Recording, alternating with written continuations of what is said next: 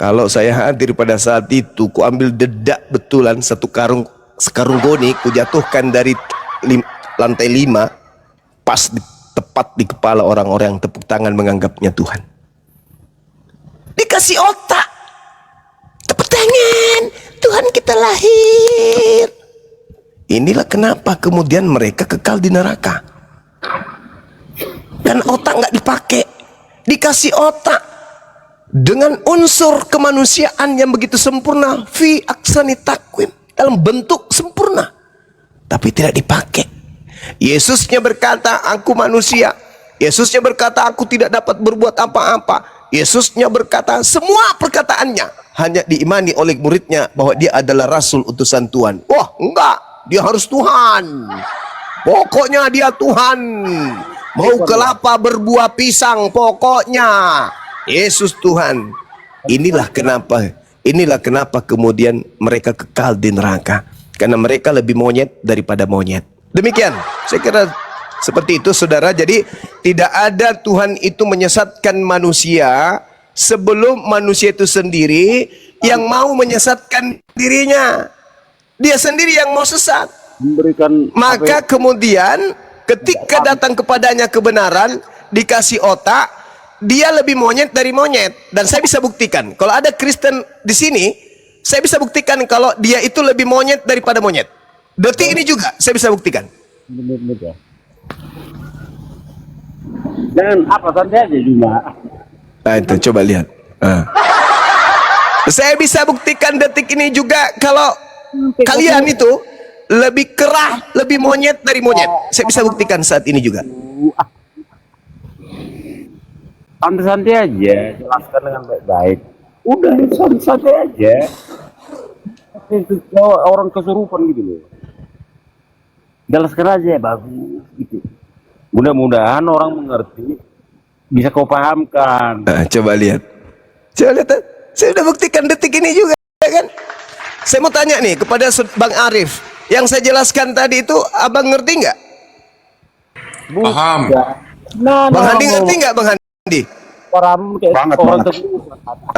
Akhi ngerti nggak? Ngerti. Dinda Alif ngerti nggak? Bang Indra ngerti nggak? Ngerti. KPK kau ngerti nggak yang saya jelaskan tadi? Nggak ngerti. KPK kau ngerti nggak? Boro-boro ngerti. Naik ke sini celoteh.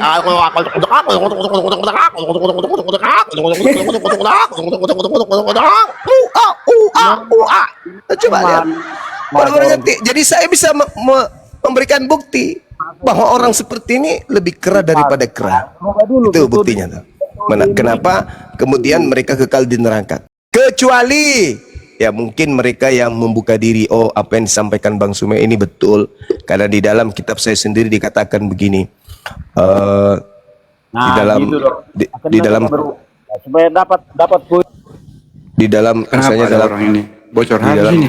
Mana tuh data mana tuh ya, Kolose 1 nomor 16 misalnya gini, karena di dalam dialah telah diciptakan segala sesuatu yang ada di surga dan yang ada di bumi, yang kelihatan dan yang tidak kelihatan, baik singgasana maupun kerajaan, baik pemerintah maupun penguasa, segala sesuatu diciptakan oleh Dia untuk Dia. Jadi ketika data itu berbicara segala sesuatu diciptakan, segala sesuatu yang ada di bumi diciptakan, berarti Yesus ada di mana, Bang Handi? Di bumi.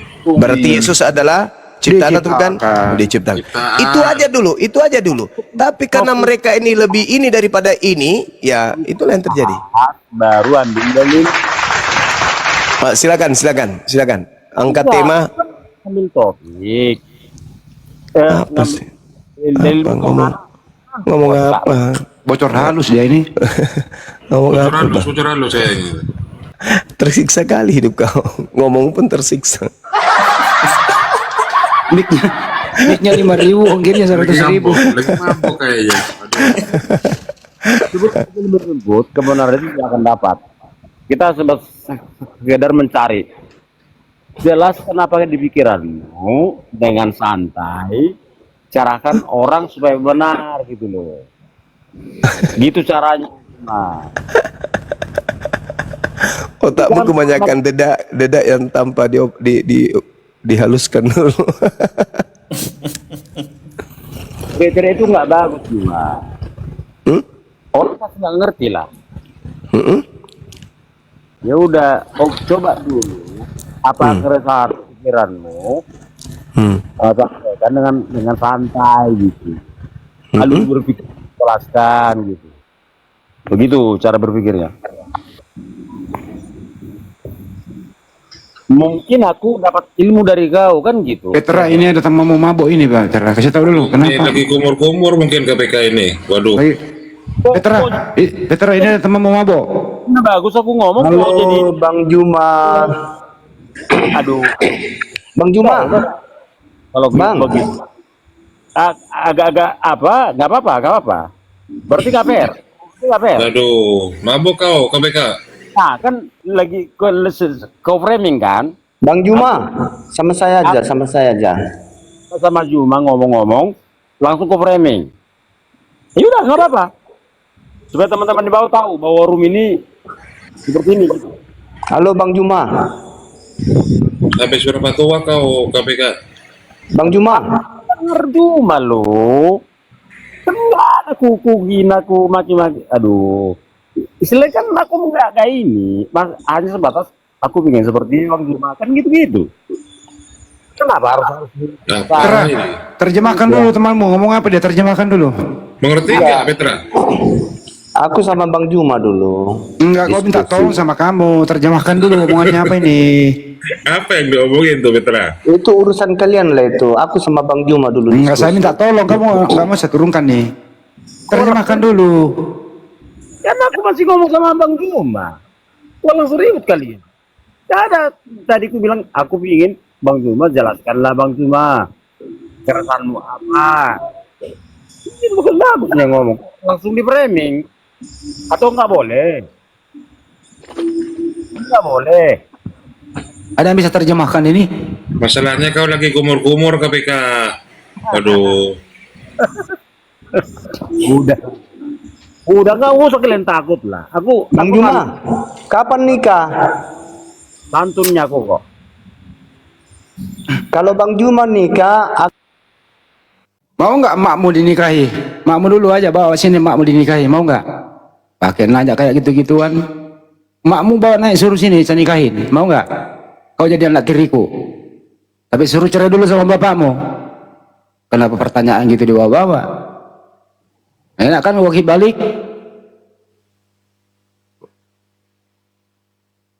Sini, emakmu suruh cerai dulu sama bapakmu, gue nikahin. Jadi kau jadi anak tiriku, aku suruh-suruh lah kau.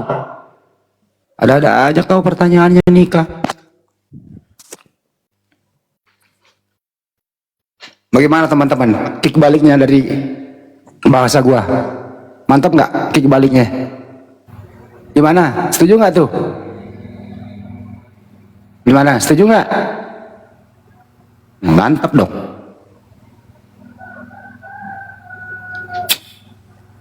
Mantap kan? Nah, gitu caranya kick balik kalau ada orang menghujat. Topiknya apa? Ngomong apa coba? Ustaz Alip, lanjut Ustaz itu di edukasi saudara David dulu. Terima kasih Bang Adi. Tadi penjelasan Gurunda sudah sangat mantap, luar biasa. Semoga Bang David menyimak dengan baik dan bisa meresapi dan itu diamalkan ya. Maksudnya dicerna gitu, dicerna, dipahami, dan apa yang dijelaskan itu sangat logis. Apa yang dijelaskan sangat logis. Mungkin saya menambahkan saja satu poin di dalam pemahaman Islam, itu juga dijelaskan bahwa seluruh manusia di muka bumi ini, baik mereka yang beriman ataupun tidak beriman, tetap Allah jamin rizkinya untuk mereka. Itu yang perlu Anda pahami.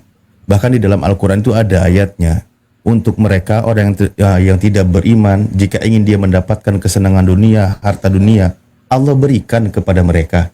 Jadi tetap hukum keadilan dari Allah itu, siapapun mereka yang berikhtiar, yang mencari rezeki di dunia, tetap Allah jamin, Allah berikan rizkinya. Jadi untuk yang ikhtiar, untuk yang bekerja, Allah berikan rizkinya. Hanya untuk orang yang tidak beriman, apa rizki yang dia dapat? Ya cuman kehidupan dunia. Ketika dia beribadah, ketika dia bersedekah, memberi dan sebagainya, yaitu cuma dapat balasannya di dunia, tidak ada di akhirat. Karena tabungannya hanya sebatas di dunia. Itu yang membedakan antara yang beriman dan tidak beriman. Kalau orang yang beriman, ketika melakukan amal kebaikan di muka bumi ini, selain mendapat kebaikan dari yang berlawanan, juga mendapatkan pahala nanti di surga, yaitu di jannah gitu. Kalau untuk orang yang tidak beriman, ya paling contoh Anda memberikan kebaikan kepada saya, bersedekah, memberi, hanya mendapatkan balasan dari manusia. Terima kasih dan sebagainya, itu sebagai bentuk kebaikan. Tapi di akhirat kosong gitu. Itulah yang membedakan antara orang beriman dan tidak beriman. Begitu poin saya sampaikan. Silakan David, ada tanggapan David? Silakan. Ya, tadi kan udah dijelasin sama Juma ya. Tentang apa ya, saya itu ya, saya 530 yang tidak berbuat apa-apa pada diriku sendiri. Di situ Yesus menunjukkan merendah banget gitu, ibaratnya rendah dan tidak sombong. Sama di surah Maryam juga dijelaskan yang dia tidak menjadikan aku seorang yang sombong lagi celaka. Ya intinya Yesus di situ merendah gitu kepada penciptanya lah. Ya berserah diri gitu ya.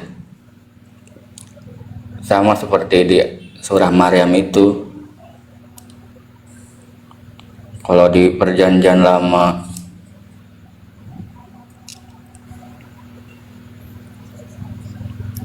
kalau yang saya tangkap sih gitu.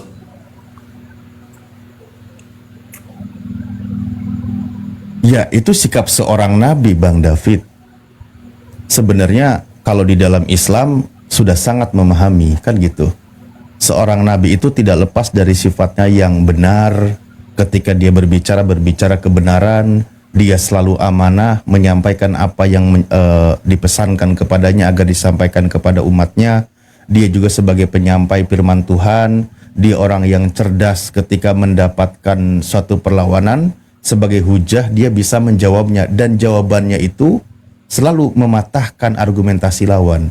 Itulah tugas para nabi yang di dalam Islam disebut yang sidik, amanah, tabligh, fatonah, kan gitu. Tentu dia seorang hamba. Kalau di dalam Al-Quran, bismillahirrahmanirrahim, qala inni abdullahi ataniyal kitaba wa ja'alani nabiyya. Dia seorang hamba Tuhan, hamba Allah.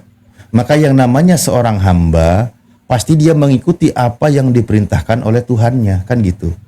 Dalam konteks dunia saja, seorang hamba terhadap tuannya itu tunduk patuh apa yang diperintahkan oleh Tuhan.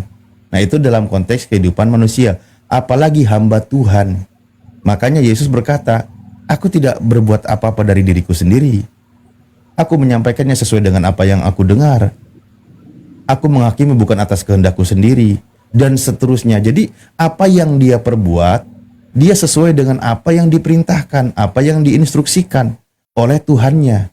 Itulah bentuk hamba Tuhan gitu.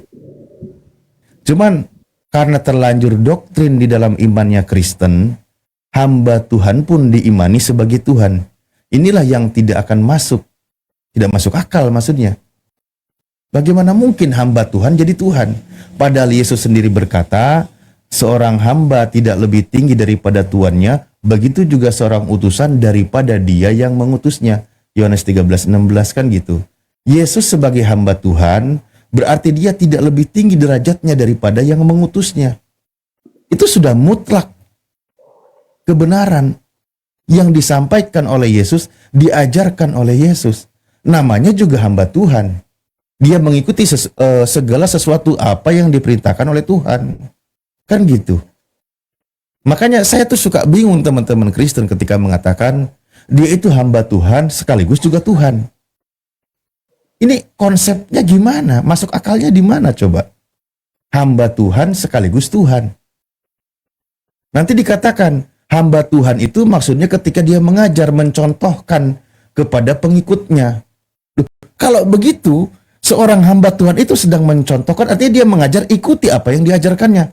Yesus menyembah Tuhannya. Sebagai hamba Tuhan dia mengajarkan kepada muridnya, sembahlah Tuhannya. Lah, nanti ada ajaran baru. Hamba Tuhan ini yang mencontohkan menyembah Tuhannya malah disembah oleh yang mengaku sebagai pengikutnya, padahal dia itu hamba Tuhan. Nah, disinilah kesalahannya. Letak terjadi permasalahannya di dalam imannya kekristenan ketika kita bahas dalam ranah diskusi. Beda kalau dijelaskan di dalam doktrin gereja, di khutbahnya pendeta itu lain cerita. Pasti Yesus hebat, Yesus Tuhan, Yesus kuasa, dan seterusnya. Tapi bohong. Karena nggak ada ayatnya pernyataan Yesus seperti itu. Gitu Bang David. Kesimpulannya,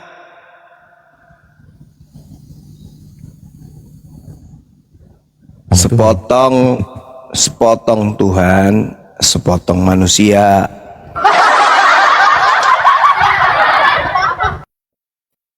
Itu kemarin ada yang begitu ya. Bang Juma. Sepotong sebagian Tuhan, sebagian manusia, Tuhan cadangan. Mulailah aneh-aneh.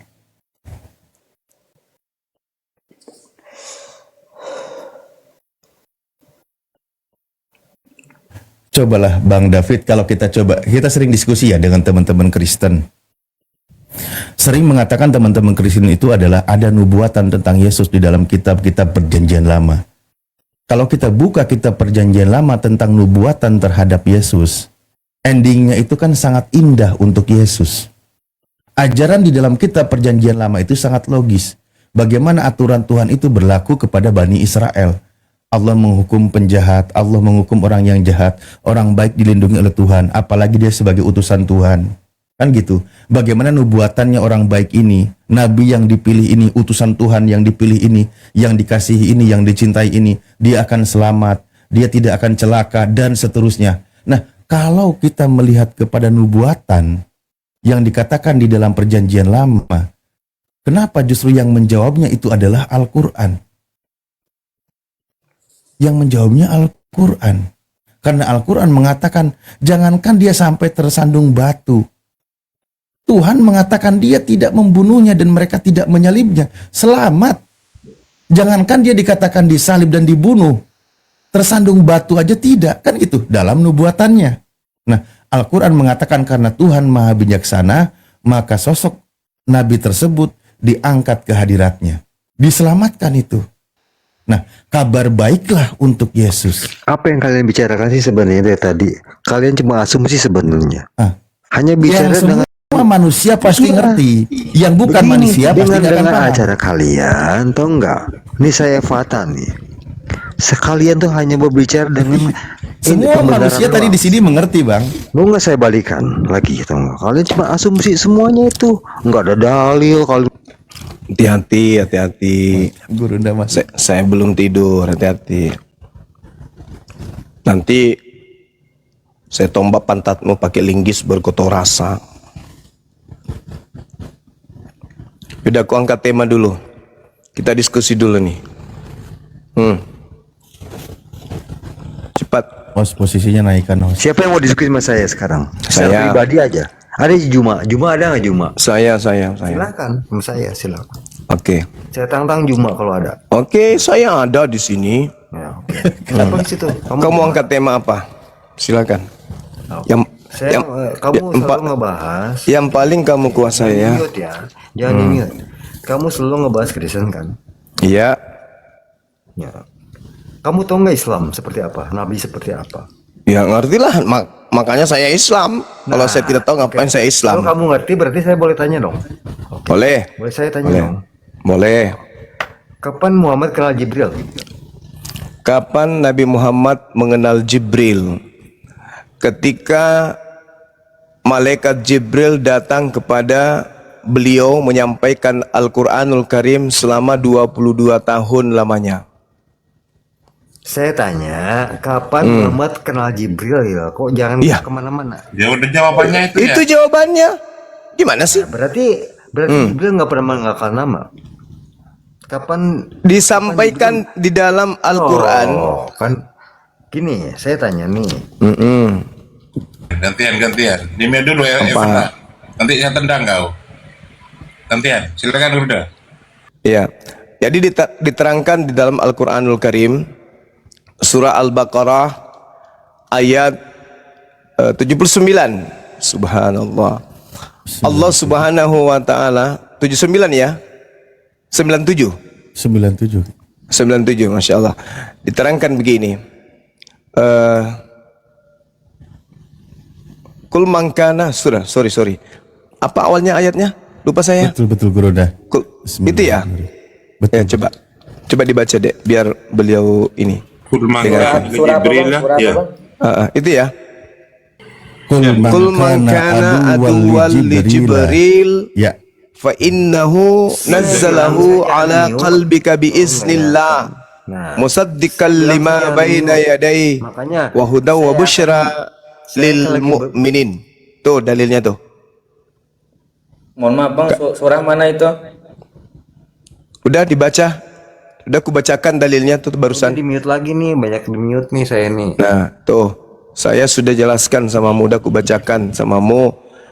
Jadi Al-Quran menerangkan yang datang kepadamu itu. Bukan saya di mute aja Itu kan nih. sudah dijelaskan. Ya, pasang telingamu, kecil. Kalau kau habis bertanya, telinga yang kau pasang, bukan mulutmu. Saya bertanya dari mana, ya kan? Al-Quran dibawa oleh Roh Kudus, yaitu Jibril. Di antara dalil yang datang kepada Nabi Muhammad menyatakan bahwa yang menyampaikan Al-Quran itu kepada dia adalah Roh Kudus, yaitu malaikat Jibril. Kul man kana aduwwan li Jibril fa innahu nazzalahu ala qalbika bi iznillah musaddiqan lima baina yadayhi wa hudaw wa busyra lil mu'minin. Oke, sudah. Sekarang saya balik nanya. Tolong kamu tunjukkan kepada saya siapa yang mengajarkan Paulus menuliskan kitab Roma. Ini di mute aja, di mute. Sudah ku jawab. Kan kalau bertanya itu yang kau siapkan untuk menelaah itu kuping, bukan mulut. Jadi biar kau di mute, kau bisa mendengar, tuyul. Sekarang saya balik nanya sama mu. Iya, tapi kan Saya balik nanya gantian satu-satu, giliran saya. Siapa yang mengajarkan Paulus kitab Roma? Jawab. Silakan dibuka mic-nya. pertanyaan saya belum jawab kan? Sudah, terserah Silakan mula. dijawab. Makanya aku bilang kau itu anak TK, bahas Al-Quran berat kali memang. Mute lagi nih. Pertanyaan saya sudah kamu dengar? Pertanyaan saya sudah kau dengar kan? Mute. Siapa yang mengajarkan kemudian? Overcam nggak tahu. Kita overcam aja dah. Siapa yang mengajarkan? Dengar, siapa yang mengajarkan Paulus kitab Roma? Silakan. Silakan dibuka. Gantian bertanya. Silakan dijawab itu. Pertanyaan saya belum dijawab. Loh, Bagaimana itu saya tadi menjawab? kecelok. Kul man kana aduwwan li Jibril fa innahu nazzalahu ala qalbika bi idznillah. Sudah ya? Udah. Sekarang giliranmu. Jawab dari mana? Giliranmu sekarang. Sekarang kau jawab. Dari Giliranmu. mana? Dari mana Lah. Muhammad kenal Jibril? Astaghfirullahaladzim, ya Allah ya Karim. Sekarang giliranmu. Siapa yang mengajarkan Paulus kitab Roma? Satu kitab aja dulu, enggak usah yang 12-nya. Satu aja. Jawab. Mendingan open cam aja, maju-maju sama saya yuk. Saya jijik lihat mukamu. Loh, kan Saya tidak butuh wajahmu, saya butuh isi kepalamu. Gak bisa kau jawab kan? Gak bisa kau jawab kan? Macet. Karena Paulus mengatakan, apa yang aku katakan, aku mengatakannya bukan sebagai orang yang berkata menurut firman Tuhan, melainkan sebagai orang bahlul yang berkeyakinan bahwa si bahlul boleh bermegah. Mau kedatang besok.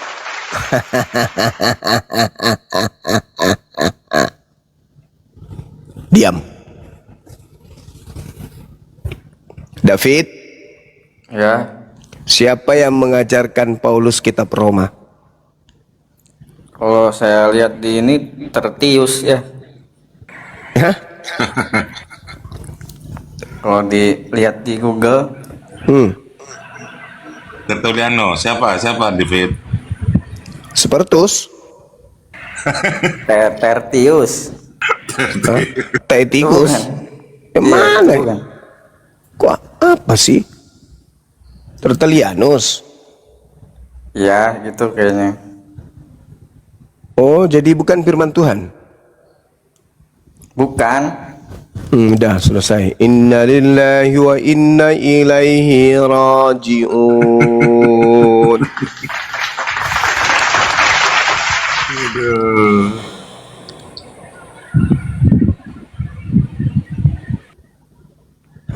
Ternyata kita promo bukan firman Tuhan. Iya, Tapi bukan, Bang. Tapi diajarkan siapa tadi? Uranus. Tertilos. Siapa, Fit? Spertus. Vertus. Blasius. Loh. Gini amat ya kita. Emang Tertullianus sama Paulus sejaman gitu? Gak tahu, aku juga heran. Aduh, Paulus di abad 1, Tertullianus di abad 4, ini samain aja gimana Bang David, Bang David. Ya, Aduh. Muhammad. Yang penting ada asus-asusnya dia tuh. Neptunus katanya. Neptunus, kita nggak ngerti apa, mending cap tikus. Lebih paham kita.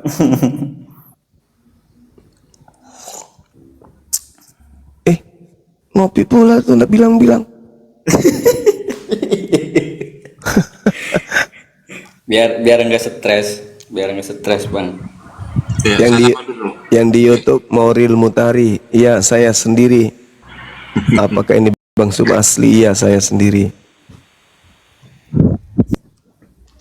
Diego, selamat malam Diego. Diego, selamat malam. Gak bicara saya turunkan ya Diego. Mang Epi, selamat malam Mang Epi. Mang Epi, selamat malam.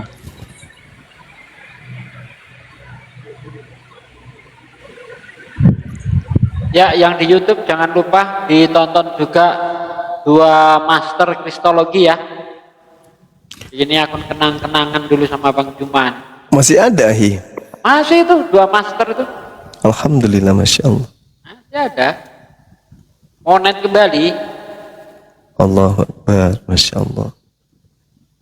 Ya, Ya, silakan teman-teman. ditonton ya kawan-kawan ya, 2 master kristologi ya. Legenda itu, legenda. Legenda. Akun pertama Kai Juma itu. Gara-gara diskon dibalikin ke saya. Oh iya kah?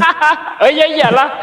Kan Oh. gara-gara diskon, ya udah ini ku balikin, ganti aku channel yang lain katanya. Kan terus ku kasih yang sekarang ini kan. Oh iya, betul-betul. Benar-benar. Pasar Ibu, selamat malam Pasar Ibu. Pasar Ibu itu ini apa namanya? Itu pamit ya, marga itu ya. Marga. Marga ya Bang ya. Pasar Ibu itu marga ya. Oh iya. Agamanya apa Bang Pasar Ibu? Pasar Ibu.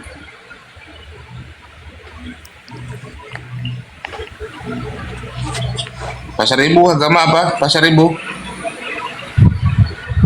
Islam. Waduh, iya. Mau disampaikan Bang? Lanjutkan. Yakin nih Islam nih teman. Pasar Ibu. Iya. Alhamdulillah. Tidak mau mengaku ini. Pura-pura Kristen tidak mau Bang.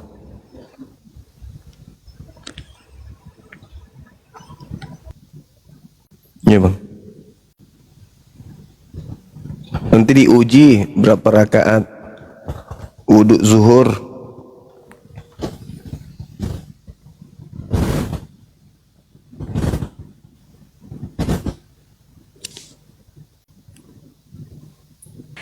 Silakan David, ada pertanyaan. Mungkin David, silakan David.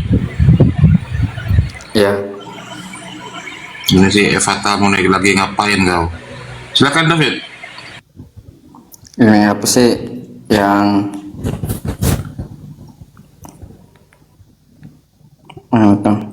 Yohanes 16 ayat 2 ayat 12 sampai 14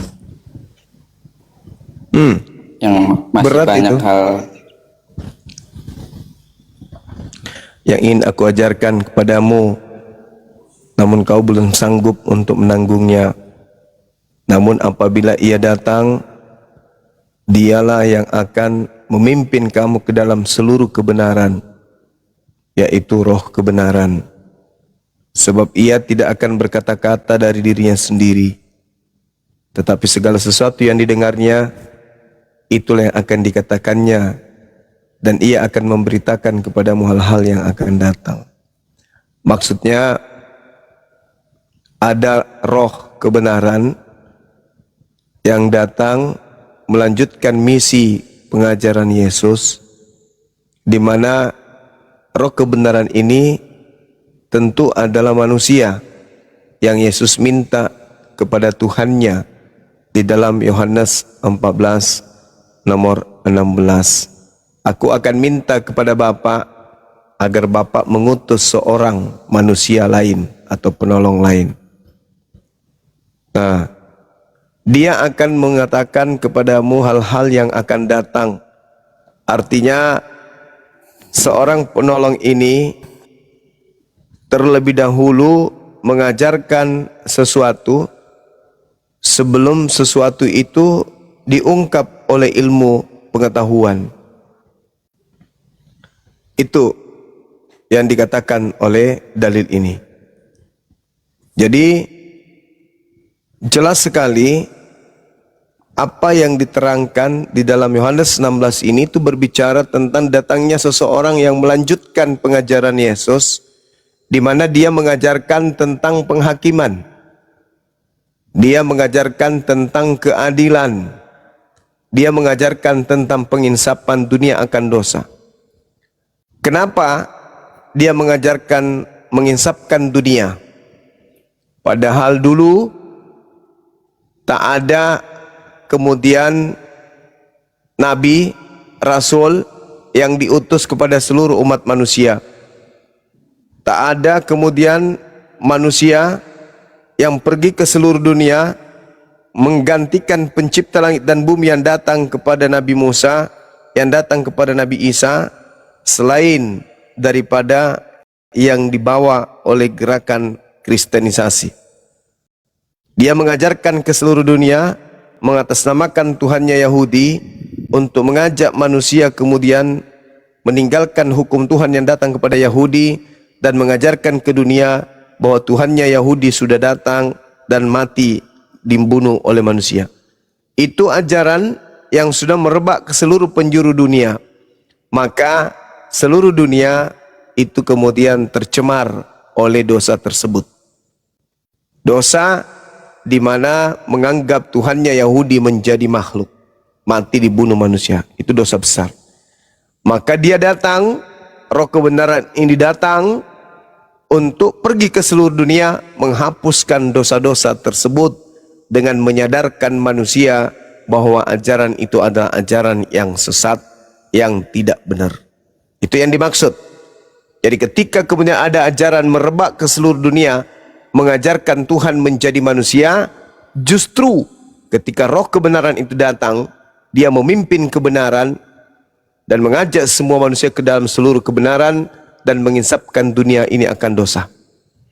Artinya ajaran yang menyebar tadi itu dibasmi oleh ajaran beliau. Nah, ini yang terjadi di Indonesia sekarang ini.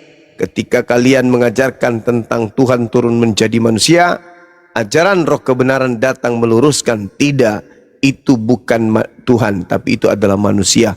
Bahkan kalau kita telisik lebih dalam, yang kalian sembah bukan manusia, tetapi adalah makhluk gaib yang menyamar di dalam tubuh seorang manusia yang berkhianat kepada sosok Nabi. Itu dalil itu dikatakan itu. Makanya kalau dikatakan ini adalah Tuhan, itu salah besar. Kenapa? Karena diterangkan di data nomor 3-nya, apabila ia datang, yaitu roh kebenaran, ia akan memimpin kamu ke dalam seluruh kebenaran, sebab dia tidak akan berkata-kata dari dirinya sendiri, melainkan apa yang didengarkan, itu yang disampaikannya. Artinya yang datang setelah Yesus bukan Tuhan, melainkan manusia, sebab dia tidak berkata-kata dari dirinya sendiri. Kalau dia Tuhan, maka dia bebas berkata-kata. Sebagaimana Mazmur 33 nomor 9, Tuhan itu bebas berkata apapun, maka semuanya jadi. Silakan. Ya. Berarti ayat ini nih, ajaran Yesus ini berat gitu Bang ya, sampai kamu belum sanggup menanggungnya itu. Ya, artinya ajaran yang datang setelah Yesus, ketika ditakar dengan keadaan masa manusia hidup di zaman Yesus, maka ajaran yang datang setelah yang dimaksud Yesus ini itu tidak sanggup. Contoh, ajaran berhaji, salah satunya. Kira-kira di zaman Yesus abad pertama, kalau ada perintah wajibnya haji, apa itu sudah bisa dilakukan di abad pertama? Belum sih. Belum bisa. Nah, bandingkan agama Kristen. Agama Kristen ibadah minggu, apakah bisa dilakukan pada zaman Yesus? Ke gereja. Sulit atau Belum ya? Sulit atau mudah orang ke gereja? Tidak. Nah, kalau misalnya ke gereja itu sudah ada di zaman Yesus, bisa nggak orang-orang pada zaman itu melakukannya? Tidak. Alasannya? Ya, karena Yesusnya masih ada gitu. Enggak, bukan itu maksudnya. Ibadah gereja hari Minggu itu susah nggak bagi saudara? Di zaman pada Yesus gitu. Iya. Ya, enggak. Enggak lah. Orang cuman datang ke sana pakai baju batik, jalan rapi, rambut disisir sebelah samping, pakai minyak rambut lavender, habis itu pakai sandal jepit swallow, jalan ke sana, duduk di sana. Apa susahnya? Enggak ada yang susah. Berarti bukan ajaran itu yang dimaksud.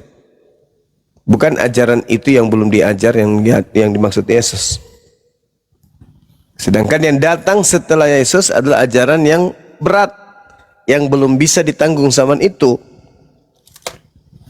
Berarti Islam. Karena ajaran Islam adalah ajaran yang berat, yang belum bisa ditanggung di abad pertama.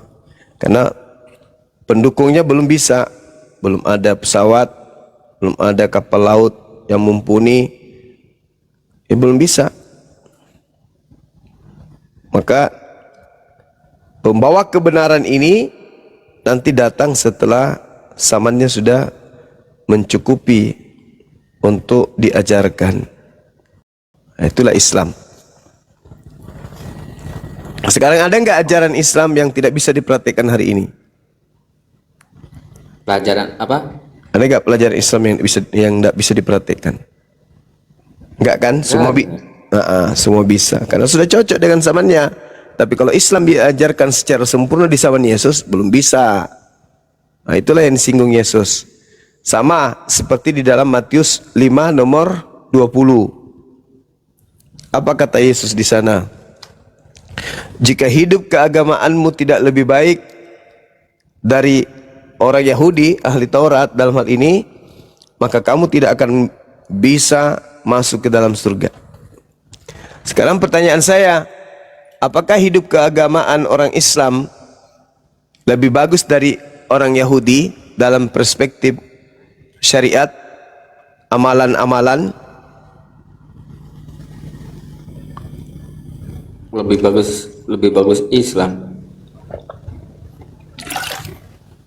Lebih bagus Islam. Ya. Apakah agama Kristen ajaran-ajarannya kayak yang dilakukan sekarang ini itu lebih baik daripada ahli Taurat? Makan tikus, makan ular, makan anjing, apakah itu lebih bagus dari ahli Taurat? Tidak, gini Bang. Tidak. Syaratnya masuk surga kata Yesus, agamanya harus lebih baik dari ahli Taurat. Dan ternyata itu hanya Islam. Kristen enggak lebih baik. Kenapa? Dari makanannya aja sudah menjijikkan. Ya, Bagaimana mau lebih baik? malah orang Muslim yang mengikuti Yesus. Padahal kan Nah. kitab-kitabnya ada suruh gini, perintah gini. Kok kita tidak laksanakan gitu di dalam itu. Nah, itu pintar. Berarti Kristen tidak masuk Surga. karena agamanya tidak lebih baik dari ahli Taurat.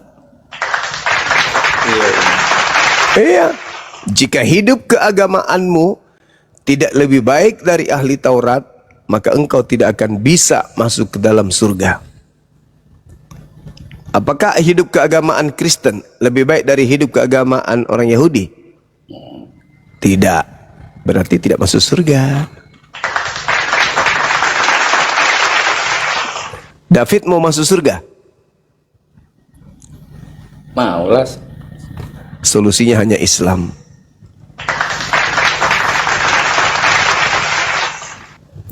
Iya Asyhadu Bang. Iya Bang.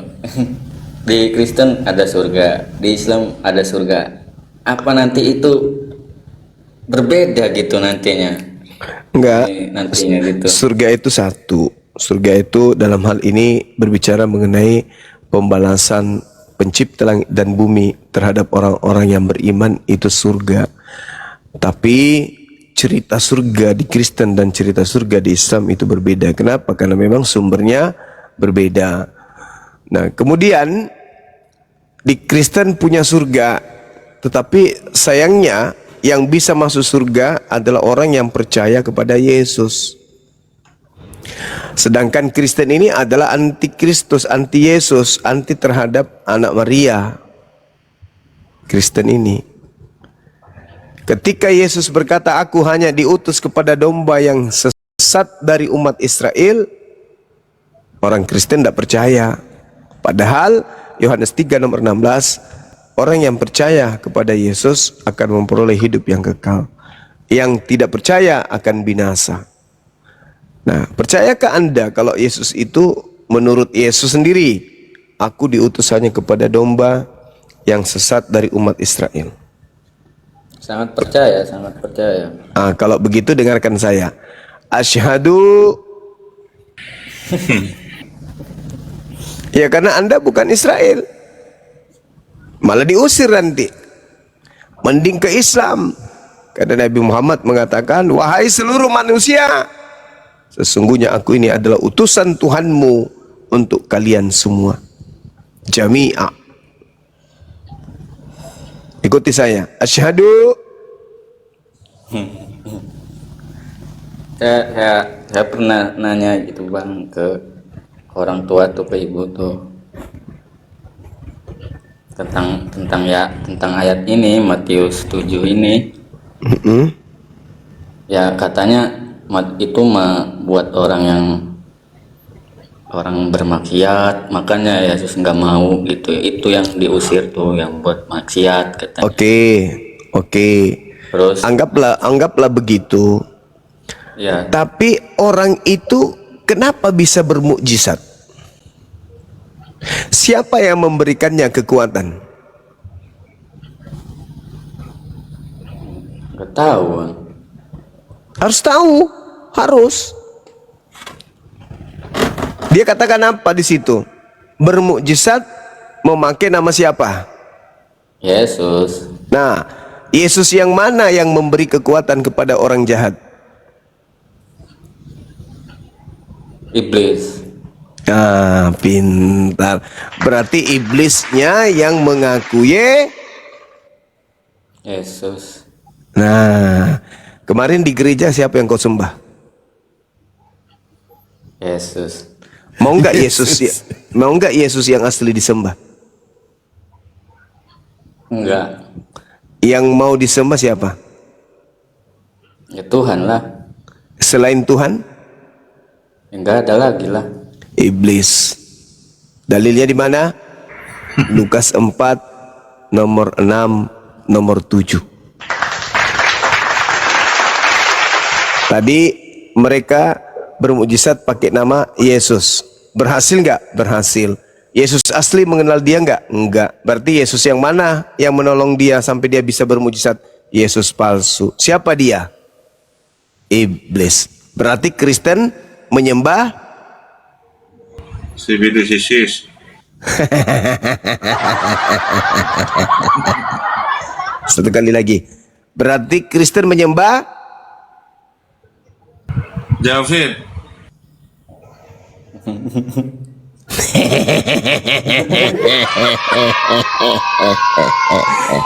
Akulah Yesus yang kau aniaya.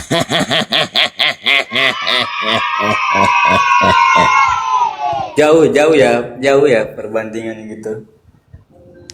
Apanya? Iya, maksudnya Yesus yang perjanjian lama yang Yesus perjanjian baru tuh jauh perbandingannya. Oh iya, pasti itu.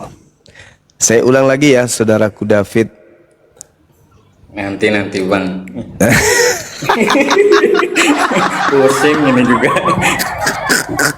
Enggak, pas nanya itu tuh ya kan. Kenapa nanya gitu? Apanya kamu tuh semenjak temenan sama Muslim jadi aneh katanya gitu. Yesus itu tuh, Tuhan Yesus itu baik yang memberikan kamu nikmatan itu. Ini orang kata saya udah menyatu doktrin gereja pada tubuhnya ini. Itu siapa? Ibu atau bapak? Ibu. Pecat aja jadi ibu. Udah melekat itu doktrin. Usia David berapa sekarang? 24. 24? Iya, 24. Oh, masih bisa kawin. Bro David ini bohongin saya. Kemarin katanya dia lebih tua daripada bapaknya. Yesus kapang lebih tua dari ibunya. Allahu Akbar, Masya Allah. Jadi orang itu bermukjizat pakai nama siapa? Yesus. Kenapa Yesus tidak mengenal orang tersebut? Ya karena Yesus kan tidak pernah mengaku dirinya itu Tuhan di. Jadi yang datang membantu orang tersebut mengusir setan siapa? Iblis. Mengaku, iblisnya mengaku siapa? Mengaku nama Yesus. Berarti di gereja orang nyembah siapa? Nggak tahu tuh, nggak jelas.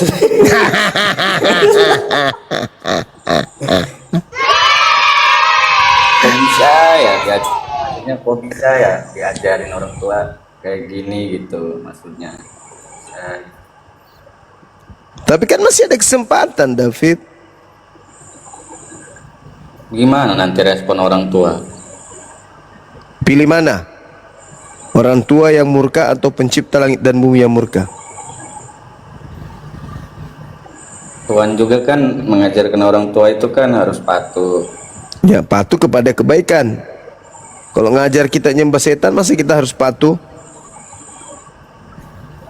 Justru kita harus jadi dewa penyelamat bagi dia.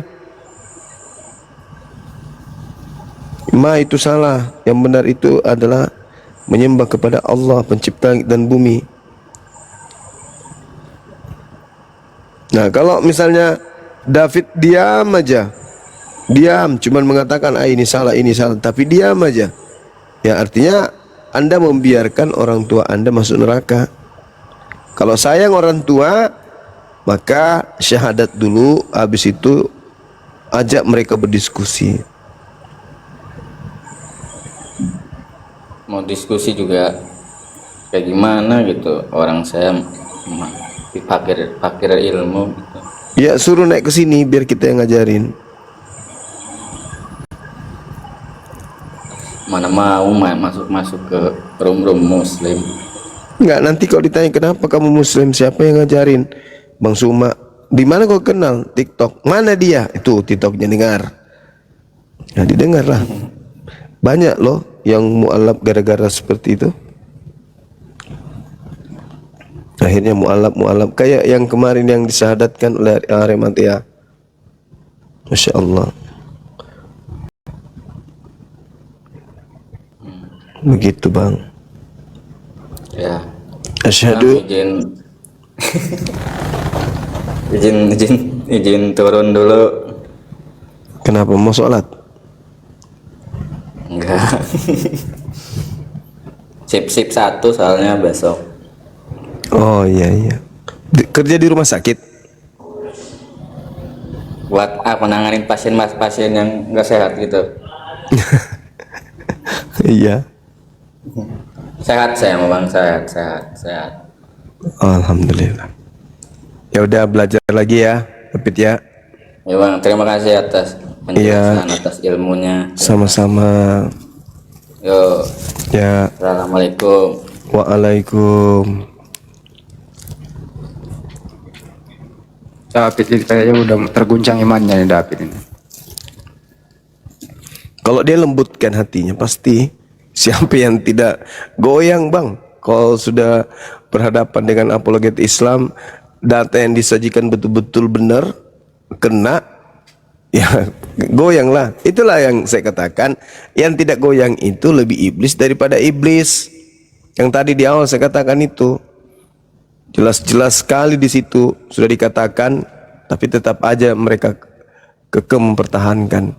Kayak kisah para Rasul 2 nomor 22 tadi itu kan.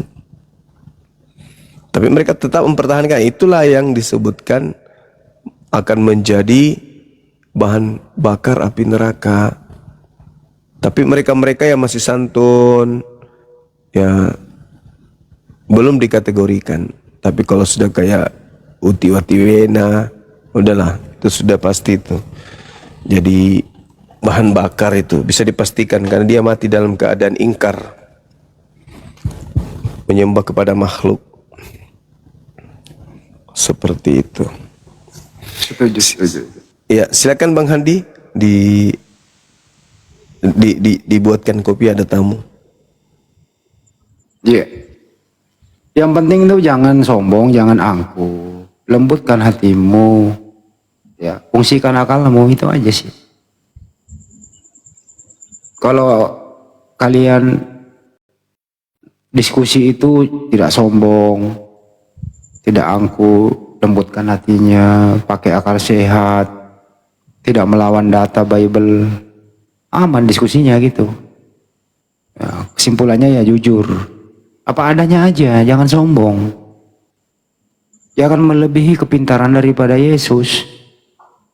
Ya, Yesus datang ke Bani Israel untuk mengajar sebagai wakil Tuhan, utusan Tuhan. Ya Bani Israel, aku ini utusan Tuhan.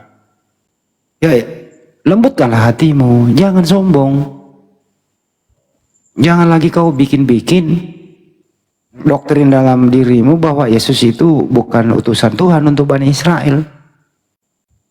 Sebenarnya sederhana hidup itu kalau kan Anda mau sederhanakan. Tapi kalau Anda membuat atau ikut-ikutan ala-ala barat, ya selesai sudah. Itu loh teman-teman. Ayolah. Karena hanya orang yang berpikir, hanya orang yang cerdas, melembutkan hatinya itu memeluk Islam. Kalau masih sombong ya silakan aja bertahan kesombonganmu, tapi bertanggung jawablah nanti. Ada lagi nih orang sombong, nah ini. Sombong tapi blow on, bisa satu nih. Udah blow on, sombong, hidup pula lagi. Aduh, gimana mau diskusi sama orang kayak gini? Ada lagi orang sombong. Orang lagi sibuk ini. Assalamualaikum Bang. Waalaikumsalam. Diego, Islam Diego. Alhamdulillah sekarang udah Islam Bang. Oh, sebelumnya kafir. Sebelumnya kafir. Benar. Kapan Islamnya abangku? Baru 5 hari Bang. 5 hari yang lalu. 5 hari yang lalu, Masya Allah. Kalau boleh tahu Diego dari asal mana Bang? Dari Bangka Belitung. Oh Bangka Belitung, Masya Allah. Berarti dari Cindo ya? Iya gitulah. Iyalah. Iya. Tunggu saya di sana ya Bangku ya. Kan saya merapat ke Bangka Belitung. Siap Bang. Banyak urusanku nanti di sana. 5 hari yang lalu ya. Kenapa dari agama mana sebelumnya Bang Dio? Sebelumnya maksudnya? Dari Protestan. Bang. Oh Protestan. Kenapa 5 hari yang lalu kembali mau meluk Islam? Ada dasar apa gitu? Luar biasa Bang. Udah 2 tahun, jadi ini saran aja buat teman-teman yang mau tahu tentang kebenaran sesungguhnya ya. Sebelum belajar tuh tolong merendahkan dirinya, lihat apa yang lebih jujur gitu. Lebih jujur sama yang dibaca. Terus yang bikin saya goyang nih kayak gini, Bang. Pertama, kenapa pas saya masih Kristen itu yang selalu diserang tuh Muhammad ini kan. Sedangkan yang saya baca, saya cari tahu selama 2 tahun ini, Muhammad ini kan seorang nabi, sedangkan Yesus ini kan seorang Tuhan. Jika mereka disetarakan, itu tidak setara karena Yesus Tuhan dan Muhammad ini seorang nabi. Itu tidak setara kan kalau mau dibandingkan. Tapi kenapa framingan dari agama saya sebelumnya itu selalu kepada Muhammad. Jadi saya tertarik tuh Bang. Saya tertarik. Saya cari tahu siapa sih Muhammad ini. Apa sih Muhammad ini tuh siapa? Sampai benar-benar diagungkan di Islam kan. Begitu saya cari tahu. Kok kayaknya lebih mulia dia. Mohon maaf adikku Diago kalau nyebut beliau, mohon kiranya Nabi. diawali dengan sebutan nabi atau rasul. Boleh ya? Iya Bang, saya juga masih Oke. belajar. Silakan. Gak apa-apa. Lanjut. Masih 5 hari. Kalau boleh tahu syahadatnya di mana Bang Diego? Di masjid Bang. Ada Kemarin sertifikat mualafnya? belum, saya masih diam-diam dari orang tua Bang.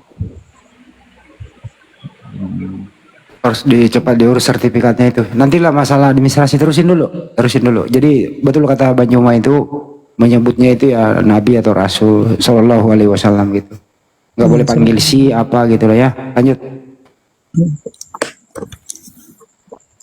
Jadi itu yang buat saya tuh terketuk dengan betapa mulianya beliau ini di pandangan umat Islam. Saya melihatnya seorang nabinya aja begitu dimuliakan.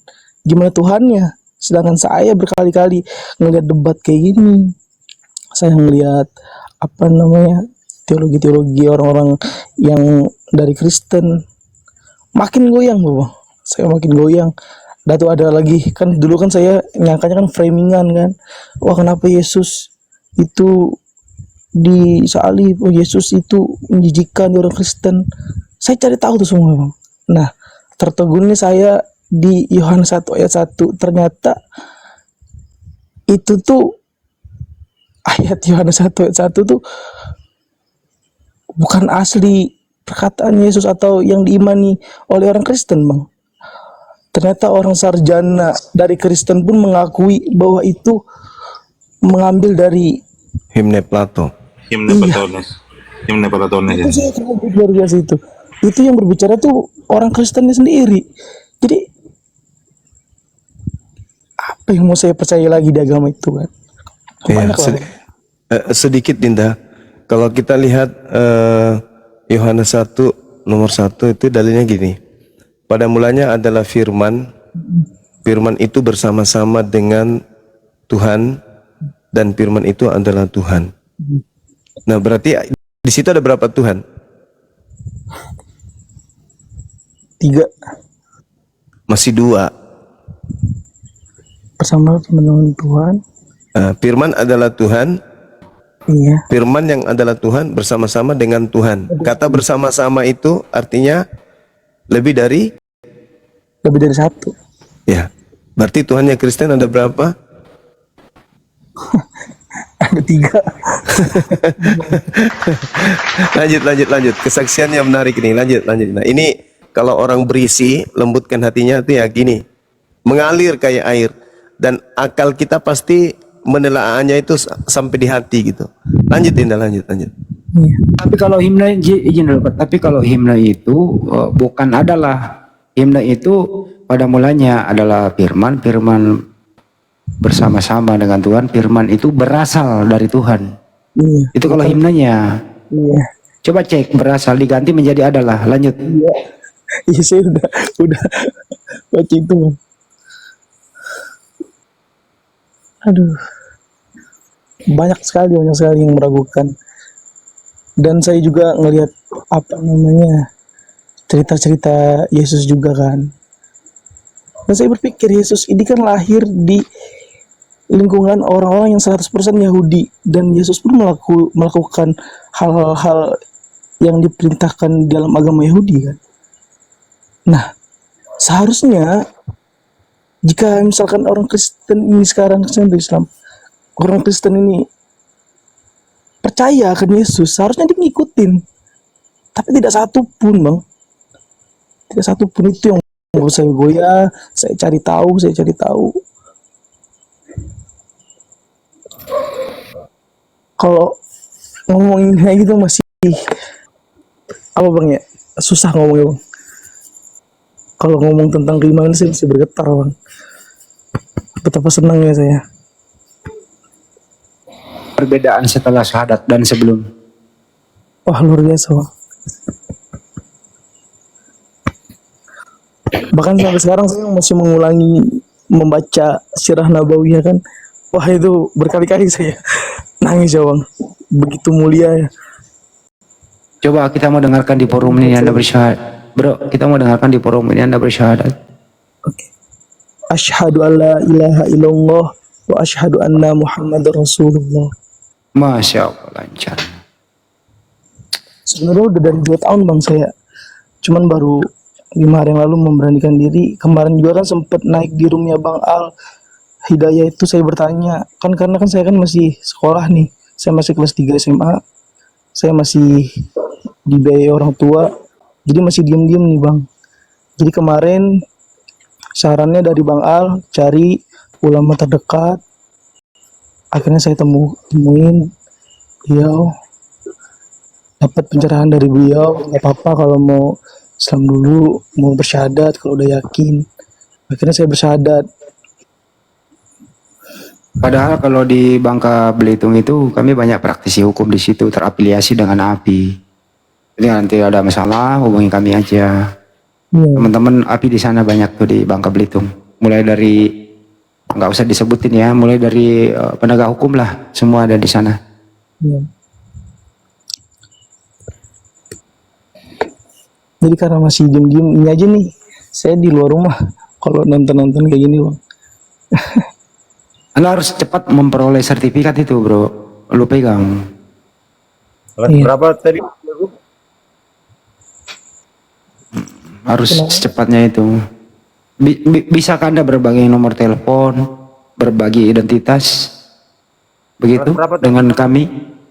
Iya, Bang. Bisa. Nanti saya kelas 3 SMA. Iya. Oh, berarti Gak usah kau nanya-nanya KPK. Kau itu belum lulus bahasa Indonesia, diam dulu kau. Jadi hal yang paling... Enggak, sebenarnya saya mau bertanya tadi tuh. Saya udah nyoba mau hafal Quran, cuman kayaknya sulit. Saya mau nanya metode apa yang paling mudah untuk hafal Al-Quran itu. Bisa Bang Juma diberikan sedikit atau salib, Ustaz? Kalau metode yang saya gunakan selama ini saya hafal Quran itu, yang paling simpel itu dibaca berulang. Iya, dibaca berulang. Minimal 50 kali misalnya dalam satu ayat. Jadi kalau misalnya kita gini menghafal, taruhlah kita menghafal surah apa bagusnya ya. Coba Al-Fatihah aja ya. Kalau kita menghafal surah Al-Fatihah, itu diulang-ulang satu ayat itu diulang aja terus. Nah, nanti setelah itu ada namanya mendaras. Setelah mendaras itu akan berulang terus tuh. Ada ini kan pemula. Jadi lama-lama akan bisa dengan metode itu. Bismillahirrahmanirrahim. Alhamdulillahi rabbil alamin. Alhamdulillahi rabbil alamin. Alhamdulillahi rabbil alamin. Alhamdulillahi rabbil alamin. Alhamdulillahi rabbil alamin. Diulang sampai lidah itu lembut untuk membaca ayat tersebut. Nanti setelah ulang-ulang seperti itu, pindah ke ayat berikutnya. Ar-Rahmanir Rahim. Ar-Rahmanir Rahim. Ar-Rahmanir Rahim. Ar-Rahmanir Rahim. Nah, nanti setelah bisa lembut, kembali dibaca lagi di atas. Alhamdulillahi rabbil alamin. Ar-Rahmanir Rahim. Naik lagi ke atas. Alhamdulillahi rabbil alamin. Ar-Rahmanir Rahim. Itu.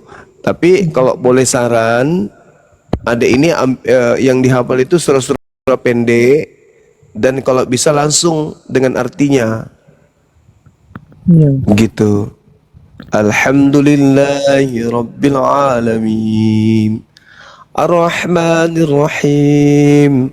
Habis sudah hafal satu surah pendek, itu didengar di YouTube. Sekarang itu gampang. Kalau zaman saya dulu menghafal itu masih ini, karena belum ada HP kan ya, masih sangat-sangat manual kali. Jadi begitu sudah hafal, dengarkan bacaan dari YouTube surah Al-Fatihah gitu. Insya Allah. Karena kalau kita menghafal Al-Quran itu beda dengan menghafal lagu. Menghafal Al-Quran itu lebih mudah daripada menghafal yang lain. Asal kita menjauhkan diri kita dari kemaksiatan. Itu dulu. Jangan lihat yang maksiat yang bisa membawa kita kepada kemaksiatan. Jangan mendengarkan hal yang bisa membuat kita kepada kemaksiatan. Jadi betul-betul bersih hati, bersih pikiran. Habis itu menghafal. Insya Allah bisa. Saya dulu pernah hafal Quran, meskipun saya tidak hafal 30 juz, tapi saya pernah menjadi seorang penghafal Quran. Spesial waktu menghafal Quran itu saya pernah alami. Karena saya juga pernah mondok, meskipun ya saya tidak seperti Ustadz yang berhasil mondok. Beliau betul-betul mengambil bekal di dalam pondok itu begitu banyak. Saya hanya kulit-kulitnya saja. Jadi seperti itu metode penghafalan yang saya lakukan selama ini. Diulang. Insya Allah kalau sudah 50 kali diulang, itu akan lembut hatinya.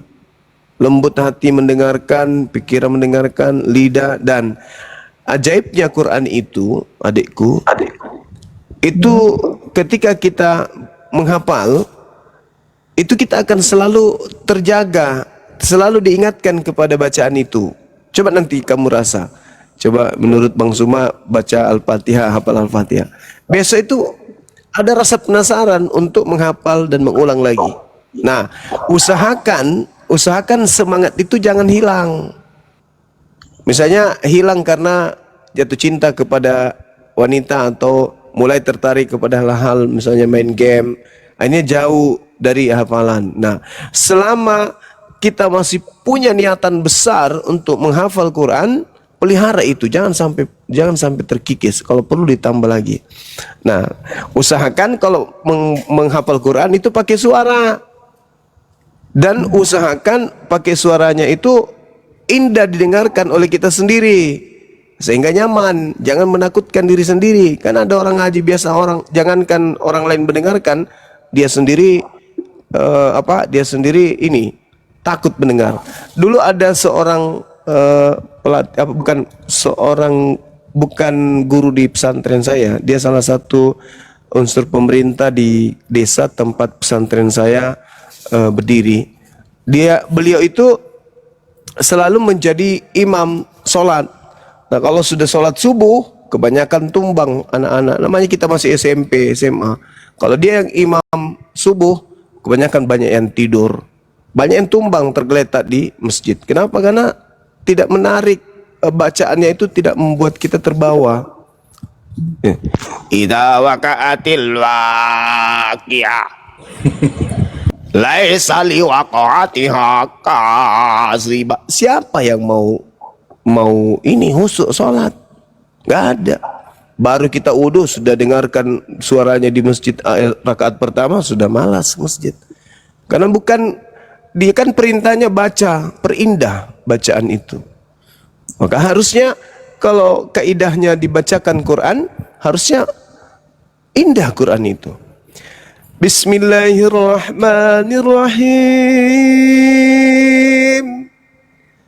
Iza waqa'atil waqi'ah laisa liwaqa'atiha kadhibah khafidatur rafi'ah idza rujjatil ardu rajja wa bussatil jibalu bassa fakanat haba'an mumbatha wa kuntum azwajan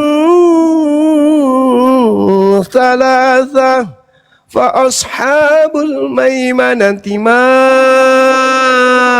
ashabul maimanah wa ashabul mash'amati ma ashabul mash'amah wasabiquna sabiqun ulaikal muqarrabun fi jannatin na'im sullatun minal awwalin wa qalilum minal akhirin ala sururin ba'duna muttaqi'ina 'alaiha mutaqabilin yatufu 'alaihim wildanun mukhalladun bi akwabin wa abarika wa ka'sim min ma'in la yusaddauna anha wa la yunzifun wa fakihatin mimma yatakhayyarun wa lahmi tayrin mimma yashtahun. Jadi kita ada rasa kerinduan untuk mengulang. Kenapa? Nyaman kita dengarkan. Kita sendiri yang melantunkan, kita sendiri yang nyaman mendengarkan. Nyaman menurut versi kita, belum tentu menurut orang. Tapi kan yang menghafal kita. Nah, apalagi sekarang sudah ada HP. Begitu kita baca, bacaannya udah benar, kita hafalkan. Kita tidur, kita jalan, kita sementara duduk, kita putar sendiri HP kita sendiri, suara kita sendiri, sehingga kita jadikan membaca dan mendengarkan bacaan kita sendiri itu sebagai habit, sebagai kebiasaan. Saya kira begitu, Dinda. Jadi kesimpulan saya, kalau Anda ingin menjadi tahfizul Quran, penghafal Quran, dibaca, jangan pernah bosan. Habis itu jangan selalu nonton hal-hal yang mengajak kita kepada kemaksiatan. Saya kira begitu dari saya. Mungkin ada trik dari guru-guru kita yang ada di sini. Silakan. Terima kasih. Belum kan lagi di bawah umur ya. Tentunya harus ada pembimbing orang tua lah. Yang di bawah umur dia masih. Iya, di bawah umur, tetapi akalnya itu sudah melampaui orang yang sudah bangkokan, karena dia sudah bisa memisahkan antara hak dan yang batil. Dia sudah bisa memilih mana yang benar, mana yang salah. Umurnya memang masih muda, tapi wawasan beliau, cakrawala berpikir beliau itu melebihi orang-orang yang sudah bangkokan. Saran bagus sih sebenarnya. Nah, dia terbimbing yang benar. Iya, betul itu. Ada pembimbingnya gitu. Iya, betul. Motivasi dia. Kenapa lagi nih? Tahu juga. Ada, Apa? Bang, ada Ustadz saya di sini. Tersesat gitu loh. Saran aja sih. Ini Kak Pira ngomong apa sih ini anak ini? Kalau masalah Mabok, perlu iya, ada mabok. pembimbing di dalam belajar Islam itu terutama dari dasar itu betul. Itu Jadi bukan salah. hal yang salah. Gurunya itu yang jelas. Dia itu memang seorang pengajar di sana, mengajarkan tentang kebenaran Al-Quran.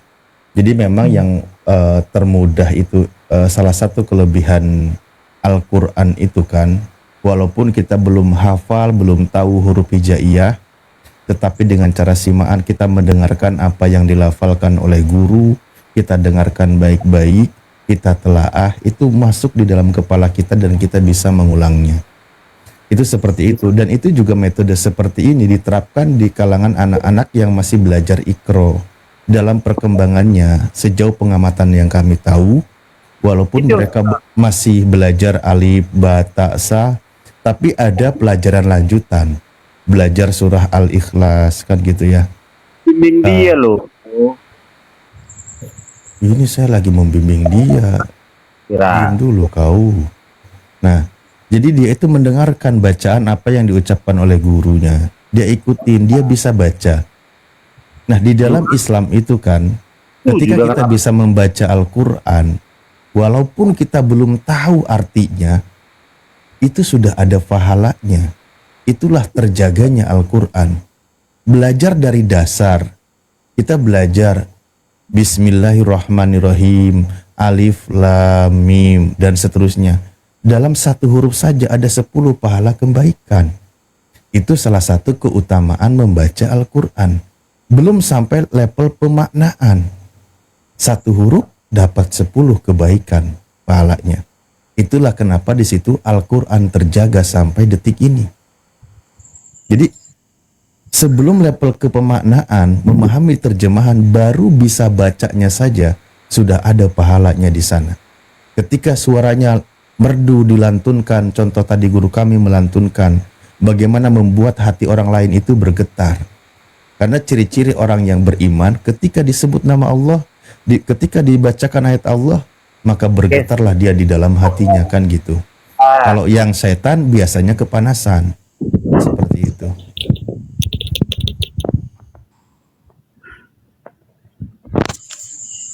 KPK. KPK, saya tanya aja deh KPK. Kalau orang makan gorengan 3 tapi ngaku 1, itu korupsi nggak? Loh, kenapa sih ke mana-mana? Kalau aku kan bagus itu. Dari tadi kau bunyi terus loh. Aku lagi ngobrol kau bunyi terus kayak minta diobrolin. Gimana sih? Orang aku lagi sharing sama dia, lagi ngobrol. Kan dia sudah muslim. Makanya saya berbagi pengalaman dengan dia kan gitu. Kau nyambung terus. Bagus nggak saranku? Gimana? Bagus nggak saranku itu? Supaya ada pembimbing bagi dia, supaya arahnya jelas, supaya bimbingannya pas dengan, karena dia kan masih di bawah umur. Iya bang, terima kasih sarannya bang. Tapi Iya. Udah disebutkan tadi. Iya, udah. Harus ada gurunya. Ada yang bimbing saya ada. Apa saya sarankan yang bagus kan? Ya, ini KPK ini mabok tuak berapa? Dia itu waras kalau lagi mabok. Tapi kalau lagi sadar ngomongin Bible jadi nggak waras. Ngomongin bebel jadi gak waras ini. Gitu. Aduh ya Allah. Sebagai teman kalian, saya menyarankan, karena dia masih di bawah umur, ada sarankan harus pembimbing gitu loh. Di bawah umur apa? Lo sudah beliau. Oh gitu ya. Ya sudah, aku nggak begitu paham. 24 lo. Sudah habis kuliah. Ya, Dego umurnya berapa, Dego? 17 bang. Oh, 17. Sudah keluaran SMA kan? Bang Arif, aku mau ngomong sebentar aja. Ada apa toh itu? Baru aku turun. Ini aku jangan lagi turun was-was lah. ini. Jangan Sulawesi mau apa tsunami? Iya, ada kabarnya tahu dari Rusia. Kalian di sini aja pulangnya. Hah? Di mana ada? Aku takut ini loh, anakku di sana. Di mana ada tsunami? Hah? Di Sulawesi bang. Ih, Manado. sekarang Rusia udah ke Jepang. Jepang Terus di tadi dari pemerintah Indonesia mengatakan 10 wilayah termasuk Sulawesi Utara, Gorontalo, apalagi Manado tadi. dibilangnya gitu. Jadi aku takut, anakku kan di sana. Ya, jangan takut. Saya nggak bisa tidur, aku hubungi karena anakku besok tanggal 1 mereka mau ke Pulau Sulawesi, mau jalan-jalan cuti 12 hari. Jangan kau pergi Yose, saya bilang. Kalian kan di Sulawesi kan, Bang Arif? Kenapa Tapi kan sudah ditebus sama Yesus, Budar nih dosa. Gempa loh, kalian kok nggak tahu sih? Kalian pulaknya debat aja kalian. Ntar lu takut kenapa benar nih? Takut gempa lah, namanya tsunami, was-was lah. Oh, Menjauh dari pinggir pantai gitu. Gak usah, ada Yesus kok, ada Yesus kan. Mana sih? Iya, walaupun ada Yesus kan kita harus bijak. Anakku di sana loh Bang Handi, Tapi di Sulawesi. gempanya kan sudah kelar, Budar nih. Hah? Gempanya kan sudah. Iya, mana habis. tahu datang lagi. Oh, susulan maksudnya. Iya, mana tahu, siapa tahu. Dimanapun kita berada, kalau ajal sudah datang ya nggak bisa ditunda. Iya, cuman kalau sudah disuruh pemerintah tinggalkan daerah pantai 1 kilometer katanya, ya tinggalkan. Makanya aku selalu pantau ini. Ya, kalau Mereka mau bisa, pergi besok. kalau tanggal bisa, 1. cari aja pohon yang tinggi-tinggi dari suruh manjat. Aku datang ke sini karena aku sayang sama kalian yang di bagian Sulawesi, agar juga kalian was-was ya. Saya di Walaupun Sulawesi kalian juga. hujati Dari Tuhanku, tapi aku sayang sama kalian. rumah Nah, itu saya, loh. rumah saya dari pantai 500 meter nih. Itu, aduh, habislah tenggelam lah di bawah. Ya kan aku Orang bisa Batak bilang. berenang. Iya bisa. Mana bisa berenang kalau udah tsunami itu datang. Bayangkan 8, sekian liter. Itu di Bayangkan Rusia. Iya, siapa tahu sampai di situ juga tsunami-nya entah 3 meter. Gimana melawan arus Ya 3 tetap meter? Yuk? waspada, tapi jangan berlebihan. Yes. Udahlah ya, turunlah aku mau tidur. Aku lagi memantau anakku ini. Ya. Jangan lupa istighfar, Budar nih. Iya dong, makanya aku baru tadi aku berdoa, aku serahkan sama Tuhan. Anakku besok mau pergi, katanya dia mau ke Pulau Sulawesi. Orang itu cuti. Oh jangan pergi, jangan. Aku bilang gitu. Lu pikir Udah Pulau bayar Sulawesi mereka itu hotel. laut semua, banyak juga gunungnya. Di Pulau Sulawesi itu Ya berarti Pulau mereka di Sulawesi tengah itu ya laut. Pulau Jawa ya Pulau Jawa, memang Pulau Jawa laut semua. Iya, Gitu. namanya juga udah pulau. Ya ternyata berarti mereka di pinggir pantai kan? Ya Budarni juga Pulau Sumatera tuh. Oh, iya beda. Itu kan Sulawesi kan memang di situ daerah laut kan? Enggak lah, lautnya nggak seberapa, daratannya lebih luas lah di sana. Jadi kalian nggak ada dengar apa-apa di situ ya? Sekitar Aman. Sulawesi kan? Bang Handi kan Sulawesi juga kan? Aman, terkendali, semuanya insya Oke Allah lah. di Indonesia aman-aman saja. Ya udah, Ya. aku hanya bilang itu aja, turunlah, mau tidur aku. Kenapa? Oke, Memang ada semua. ada potensi tsunami apa gimana? Budar nih. Ada kan kata pemerintah itu 10 yang diwaspadai, tinggalkan bibir pantai 1 Kayaknya kalau udah kilometer kayak katanya. Budar nih kayaknya nggak begini tanda-tanda Yesus turun yang kedua kali nih. Itu campur. Ini sudah termasuk tanda-tanda. Iya, itu kan. Perang di mana-mana. Dia Udah datang nanti seperti pencuri loh. Iya, memang nggak tahu kita kapan, nggak tahu jam berapa, hari apa, nggak tahu kita. Hanya Yesus yang tahu. Yesus juga nggak tahu kapan dia Dia datang. tahu kan, dia yang turun.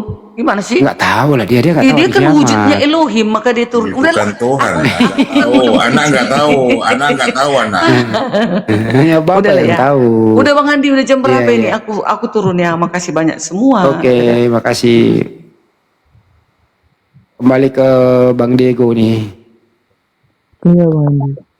Bang Diego kan usianya udah dewasa lah, itu udah bisa KTP lah. Bentar lagi kan selesai. Perlu bimbingan orang tua masih nih. Masih SMA dia nih. Cuman begini kemarin Bang Andi, saran dari guru saya, dari ustadz saya kan, karena kan saya kan masih dibiayain orang tua, saya masih ikut orang tua lah, dan orang tua belum tahu kan, saya masih diam-diam. Kata Ya. beliau, secara iman tetap teguh di dalam Islam, tapi tidak boleh juga, kata dia, jauhin orang tua, nggak boleh, kata dia. Nah nanti kalau udah tamat sekolah, barulah kata dia, pilihlah jalanmu yang benar kata dia. Jadi perlahan-perlahan, jadi saya juga nggak bisa langsung, karena kan sekolah kan Bang Andi ya, saya sekolah kan di sekolah. Intinya Dan juga kalau kamu mau berbagi telepon dengan saya, insya Allah kami dari tim ada di sana. Apapun itu, tenang aja. ya Bang Andi. Cewekmu satu kelas nih. Diego. Gimana Bang? Ntar dulu kau KPK. Jadi untuk orang tua ya kalau memang belum diberitahu, yang penting setelah kau memeluk Islam ya kalau bisa ya, perubahanmu itu ya lebih diperbaiki dari yang sebelumnya kan gitu. Tadinya nongkrong mungkin sama teman-teman ya lebih baik berdiam di rumah belajar. Iya. Diam-diam belajar Al-Quran, mungkin sholat mungkin diam-diam juga karena belum bisa sholat mungkin dalam rumah kan gitu ya. Kelas Ya dia perbaiki diri aja. Nanti orang tuamu, ini anak saya kok perubahannya kok lebih baik. Tadinya kok bisa jam 10 ya, kalau hari weekend biasanya nyari restoran babi, kok hari ini nggak mau ikut makan babi kan gitu. Nah ini kan perlu nanti nanya kan gitu. Gimana jawabnya nanti? Ayo Diego cari babi panggang. Nah, kamu gimana cara jawabnya tuh? Kenyang mah, kenyang. Oh kenyang, bagus. Jadi bisa kau tinggalkan babi panggang itu, Diego? Apalagi kau KPK, kau yang makan. Apa makan? Kan nggak apa-apa. Ketika akal dipikir itu Bang, nggak ada yang lebih nikmat Bang. Tapi nikmat kan? Daging yang Iya. paling enak di dunia. Jujur itu nikmat, tapi kan kalau nggak dibolehin kan buat apa? Itulah maksudnya. Perut nggak lebih penting Bang. Oh gitu. Harus mengikuti ajaran yang kita ikuti gitu ya. KPK gue mau nanya sama lu KPK, Yesus pernah makan babi nggak? Iya itu aja. Tahu aku nggak pernah aku ikuti. Kan kata Bible itu hiduplah kamu seperti sebagaimana Yesus hidup. Yesus nggak makan babi, kenapa lu makan babi? Oke, karena memang gini, kalau kita balik pertanyaan itu, Muslim Mulai ngaco nih. ikut seperti ya apa itu? Kenapa Nabi Muhammad tidak naik mobil, kalian naik mobil? Inilah Bang yang aku Gak bilang apa-apa kapan dijawab itu. Maaf, Bang Andi.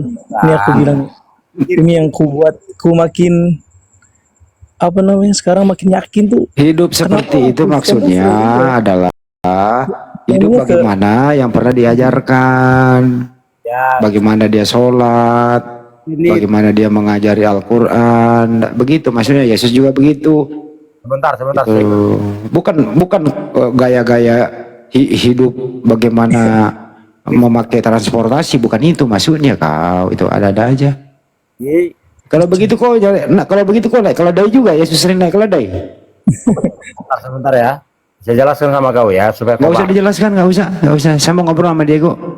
Lu diam aja dulu di tempat, di pojok. Boleh. Hati-hati nyemplung. Diam dulu. Boleh, saya diam. Nggak diam. Boleh lu diam, boleh. Boleh. Kalau nggak mau berbagi. Udah disunat deh, Diego. Udah Bang. Oh, Sebenarnya alhamdulillah kalau sudah. Aku pun udah dari 2 tahun yang lalu. Jadi sunatnya udah 1 tahun yang lalu. Aku waktu SD udah. Saya nggak nanya kau KPK, kau nggak usah disunat. Pelihara kuluk mudah memanjang 5 meter. Mabok dia, Bang Andi, mabok dia. Mabuk dia. Iya. Nggak seperti ini ngomongnya biasanya. Kita lebih luas lah cara berpikir kita. Diam dulu kau Jadi di Bangka Belitung itu mungkin kamu pernah didatangin Boleh. pejabat. Gua turunin aja nih bocah nih kalau diam nih. Diam dulu kau Mudah-mudahan beliau mendengarkan. Di Bangka Belitung itu orang nomor satunya yang berbaju coklat pernah datang ke sekolahku itu. Yang paling disarankan kepada anak-anak sekolah adalah geng motor. Ya, jadi hindari seperti itu. Jadi Bangka Belitung itu harus hero geng motor. Pernah nggak dapat pengajaran dari pihak kepolisian itu, Diego? Iya pernah bang. Nah itu Kalau dia. kalau itu terkhususnya di daerah kota bang, karena kan saya kan di kabupaten, jadi di sini nggak ada di daerah kota itu. Ya udah, intinya adalah kamu jangan ikut-ikutan, perbaiki diri daripada yang sebelumnya. Insya Allah orang tuamu, anak saya kok lebih baik dari yang sebelumnya. Ada apa ya? Amin. Kan gitu ya. Ada apa gitu. Nah, biasanya nongkrong sama teman-temannya, mungkin pernah kena minuman alkohol, ya sekarang kok enggak. Nah, hidupnya lebih baik, lebih bersih gitu. Nah bagaimana ini nanti menyiasati kalau kamu mau sholat di rumah? Di kamar lah bang, tutup pintu. Oh iya bisa ya di kamar ya, ada. Masya Allah. Ya kenapa harus takut untuk beribadah ke? Ya tentunya kan pilihan. Kenapa lagi sih ini KPK ini anak ini? Mabok dia. Apa nggak boleh keluar pendapat? Mabuk ini anak ini, mabuk Iya, ini anak ini. mabok. Kan mendukung si Diego nyaku. Larang-larang. Kenapa harus sembunyi dia? Sejak mulai kapan Diego kamu nggak percaya kalau Yesus itu Tuhan? Ya, jelaskan. Udah lama bang. Udah lama ya. Belajar sendiri atau mendengarkan diskusi atau seperti apa? Iya, awalnya denger diskusi kan, terus kayak, iya tersulut amarah sebenarnya bang, kayak, ah kenapa nih? Ya kan di agama sebelumnya kan di Tuhan Yesus itu kan, kenapa kok kayaknya banyak yang salah, tapi secara data ditunjukin oleh teman-teman Muslim kan, saya cari tahu tuh. Di umuran lu tuh yang KPK mending kamu diam dulu, gua lakban juga lo. Orang lagi ngomong, dengerin dulu. kenapa harus? Iya. Kenapa? Ais, mabuk ini orang ini. Kok mabuk? Kok takut kali kau? Ini mau jelasin dulu bang. Diam dulu lah, sebentar. Kau dengar dulu. Kita berteman aja dulu ya KPK, kita berteman. Jangan musuhan kita. Diam dulu ya. Udah, kita kan diskusi, cerita-cerita. Saya nggak diskusi sama kamu nanti dulu. Lama-lama gua ambil juga nih kunci dongkrak nih. Udah santai-santai aja. Diego, di rumah ada kunci dongkrak nggak? Ada. Oh ada nih bang. Ada ya. Tapi jangan dipakai. Diamin dulu, diamin. Bukan diskusi santai, jangan panik. Bukan bakalan putar lagi, apa lagi si Diego ini. Gak usah takut kau. Oke, cerita. Iya, jadi 1 tahun lebih lah. Ngelihat pertama kali kan debat-debat kayak gini kan. Oh, panas kan. Aduh. Awalnya dulu apa? Iya, ini lagi ceritain, Bang. Ini lagi cerita, ini udah awal ini. Lama-lama juga nih. Mana kunci dongkrak? Iya. Iya. Turun dulu deh, turun dulu deh. Turun dulu Pak. Ya, terusin Diego. Panas kan tuh. Wah, kenapa nih Yesus kayaknya direndahkan gitu kan pertama kan. Tapi itu bukan framing, ditunjukin datanya, saya buka lagi datanya. Terus ada yang nanya tentang ayat itu, dibalas lagi dengan ayat ini. Nah, di situ Bang. Di situ sebenarnya ada ketertarikan kayaknya Muhammad ini kan manusia. Nabi Muhammad. Iya, Nabi Muhammad ini kan manusia.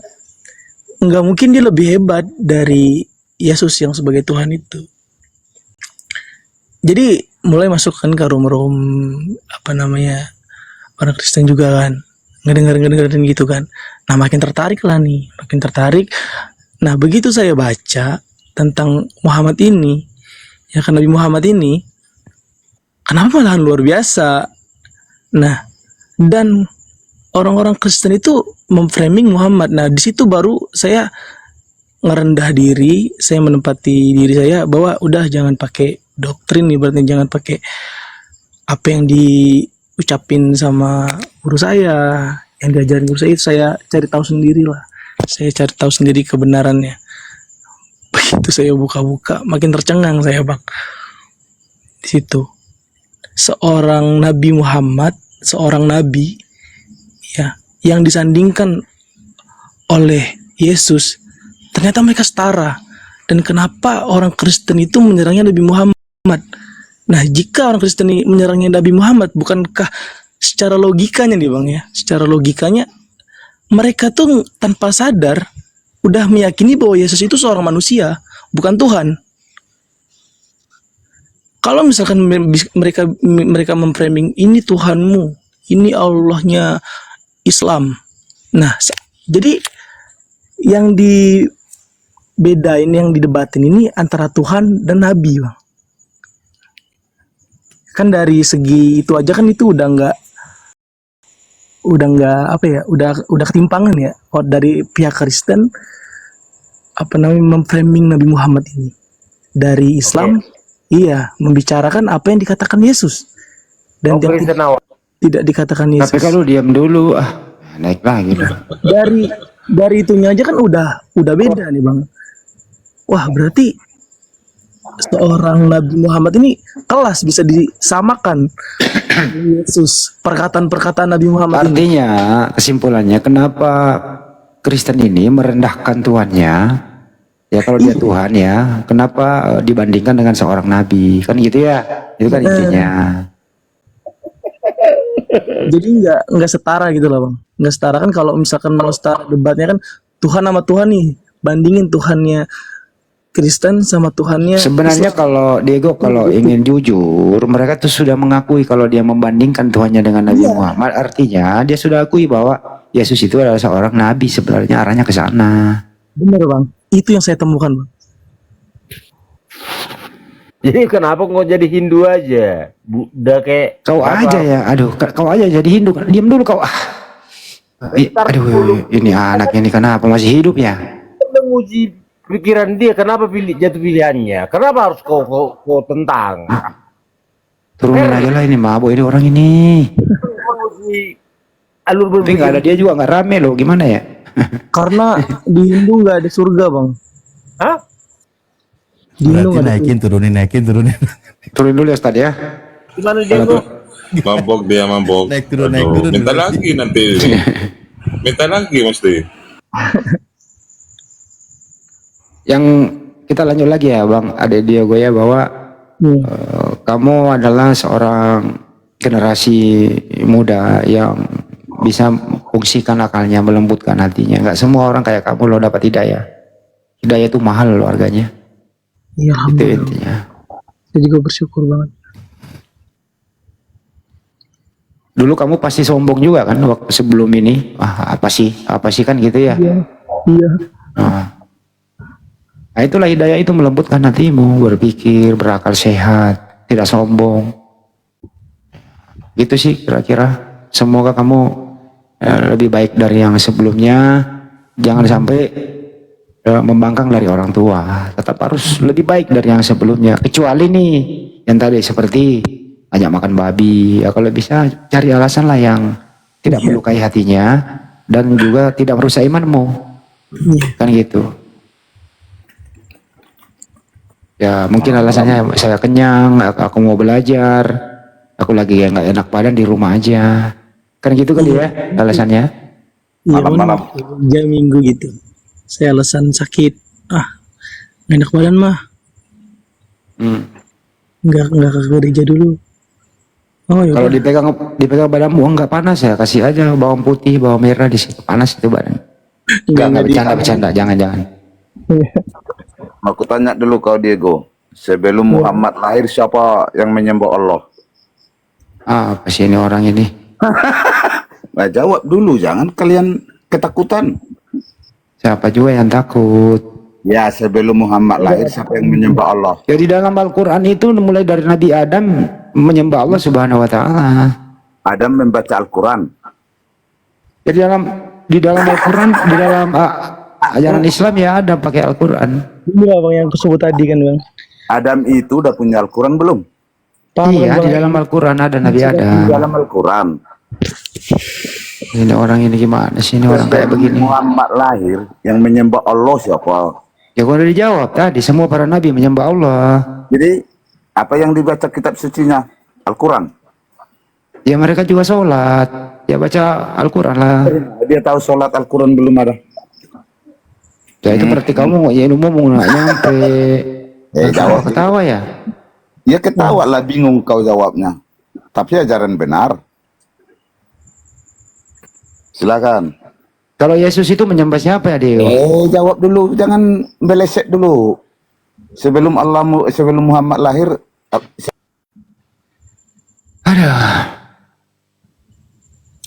Udah dijawab tadi itu. Semua para nabi itu menyembah Allah Subhanahu wa taala.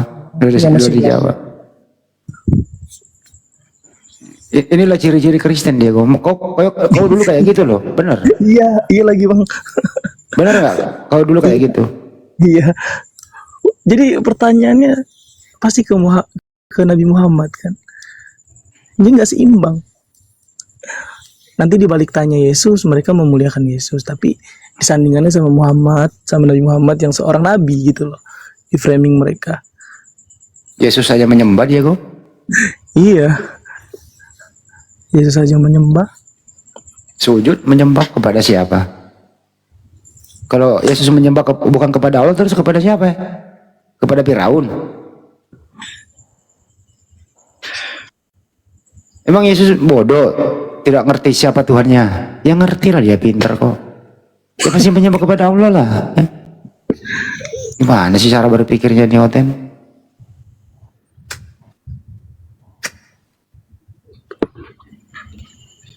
Makanya nggak mau lagi lah kalau di framing kayak gitu. Pertanyaan-pertanyaan yang nggak akademis, jadinya nggak bisa ngerujuk ke kitab mana kan, ngebukanya kan. Jadi makanya tadi Banyuma ngomong, kamu itu masih sekelas SMA, tapi kamu pola berpikirmu itu melebihi daripada S3 sarjana teologi itu. Kamu lebih pintar dari mereka. Iya kan, guru saya kan menyuruh budayakan membaca ya kan. Jadi apa salahnya saya baca di luar dari kepercayaan saya? Nah ternyata kan nemu kebenaran.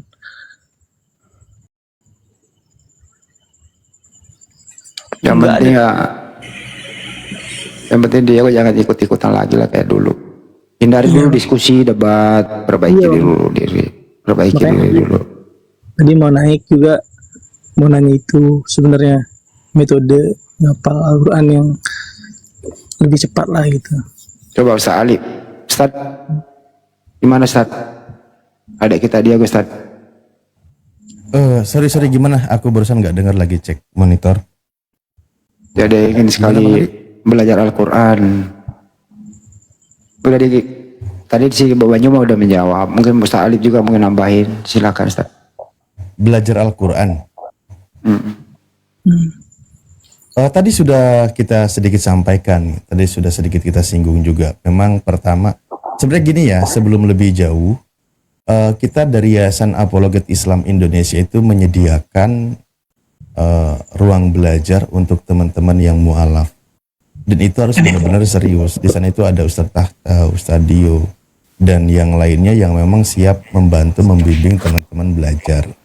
Nah itu kalau sekiranya ingin bergabung di Yayasan Apologet Islam Indonesia dan serius belajar. Nah kalau kita mau belajar, setan pulang merajalela, hati-hati. A'udzubillahi minasyaitonirrajim. Kenapa lagi ada nih? Banyak yang kepanas. Kafir itu Andi. Ya, belajar Al-Quran tadi tips yang termudah sudah disampaikan oleh guru kami, ya kan, oleh Bang Zuma. Metode yang paling sederhana. Saya ngambil satu, tapi Bang Diego ini ada kan ya guru pendamping ya? Ada, alhamdulillah. Nah itu fokus belajar, ikuti metodenya. Gini loh, di dalam Islam itu ada aturan bagaimana ilmu itu mudah didapat, berkah ilmu itu mudah didapat ketika aturan itu diamalkan. Karena dalam ajaran Islam itu ilmu guru, pendidik itu sangat dihormati, menghormati guru, kan gitu ya. Bahkan Sayyidina Ali radhiyallahu an itu pernah mengatakan, aku menjadi seorang hamba dari orang yang mengajari aku, walaupun dia mengajari aku satu huruf. Walaupun kau diajarkan satu huruf dalam pelajaran Al-Quran, itu engkau harus menganggap dia itu sebagai gurumu. Dia yang membimbing kamu, kan gitu. Nah, hormati gurumu dengan baik, takdim, hormat, karena adab itulah diutamakan di dalam Islam. insya Allah itu bagian dari proses memudahkan kita belajar Al-Quran. Ikuti bagaimana polanya, metodenya gitu. Karena gini, belajar di awal, nanti kalau banyak, kan ada beberapa metode yang diterapkan. Tujuannya sama, memudahkan belajar Al-Quran. Nanti misal saya menyampaikan metode seperti ini, barangkali tidak sama dengan metode gurumu, nanti kau sendiri malah bingung, kan gitu. Nah, kalau kami hanya menyampaikan beberapa poin tambahan, tapi prinsip dasar metode yang sudah diajarkan oleh gurumu, itu yang harus kau pegang. Karena itu yang akan memudahkan engkau belajar. Di dalam Islam itu, guru itu sangat harus dihormati, ya. Tapi tetap levelnya sebagai guru. Nah, seperti tadi mungkin sudah dibimbing oleh guru sebagaimana dia talaki kita, ya, artinya guru mengucapkan, Anda ikutin, dengarkan makhorijul hurufnya, bagaimana bunyi per hurufnya seperti apa itu diikutin. Nanti kau dengarkan rekaman yang ada di YouTube, lebih memudahkan, lebih enak di mana, contoh surat apa yang sedang dihafalkan, itu terus diingat. Nah, mudah. Logikanya begini. Misal kita nggak bisa bahasa Inggris, tapi kita sering mendengarkan lagu-lagu bahasa Inggris, kita pun bisa membacakan, melafalkannya kan, apalagi di Al-Quran. Walaupun kita belum paham artinya, sering mendengarkan metode dasar tadi berpegang kepada satu guru, karena itu lebih memudahkan ke depannya, nanti sering mendengarkan sebagai pengulangan akan mudah terekam di kepala. Oke? Jadi memang Iqra tetap dipahami untuk memahami per hurufnya, huruf apa saja, tapi metode sima pelafalan gitu kan, pembacaan Al-Quran. Karena kami juga sudah menerapkan metode di anak-anak sekolah kelas SD atau kelas TK, itu memang mereka itu satu memang belum paham secara huruf hijaiyah, alif ba ta sa, mereka juga masih belajar. Itu di hari-hari yang lain. Di hari yang berikutnya juga diajarkan bagaimana membaca surah Al-Ikhlas, surah An-Nas, surah Al-Alaq, dan seterusnya. Nah, mereka walaupun belum paham huruf hijaiyah, tapi ketika dibacakan ayat, dia mengulanginya. Itu mereka paham. Bahkan dengan langgam, dengan nada yang dia kuasai sesuai dengan karakter suaranya, itu bagus, bisa diterapkan. Nah, jadi seperti itu, Ahi. Kami tidak akan memberikan begitu banyak saran, karena apalagi sudah ada guru, dan saya sangat menghormati seorang guru. Sekali lagi, di dalam Islam itu ada kitab ta'lim bagaimana seorang adab, orang yang belajar kepada pengajarnya. Jadi ikuti tips yang diberikan oleh gurunya, fokus, insya Allah nanti akan mudah. Hormati gurunya, karena dia yang membimbing kamu dari kegelapan menuju cahaya, gitu. Ya. Iya, Bang Arif. Terima kasih. Masih Bang kurang lama ya? Enggak, canda. Monggo silakan. Terima kasih, Bang Arif. Sama-sama. Itu ini Evata ini dari Kristen ya?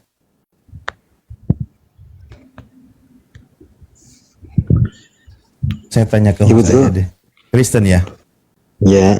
Nah, oke, sebelum Anda masuk nanti, itulah di dalam Islam dijaga bagaimana wahyu yang diterima oleh Rasulullah ketika diajarkan oleh malaikat Jibril, Bismillahirrahmanirrahim, Iqra. Oh, Jibril dari mana, Mbak? Saya mau nanya dulu nih. Bacalah dengan menyebut nama Tuhanmu. Bayangkan apa yang kenal diterima Jibril dari oleh siapa, Bang? Rasulullah. Bang. Saya tanya Ketika dulu. menerima wahyu kalam Allah, Rasulullah dengan basah lidahnya melafalkan ayat itu, lalu dibacakan kepada para sahabat. Sahabatnya menghafalkan sampai sahabatnya bisa. Nanti juga sahabatnya kepada sahabat berikutnya yang disebut tabi'in, terus lintas generasi sampai ke kita umatnya. Kita mengucapkan Iqra bismi rabbikal ladzi khalaq atau Qul huwallahu ahad.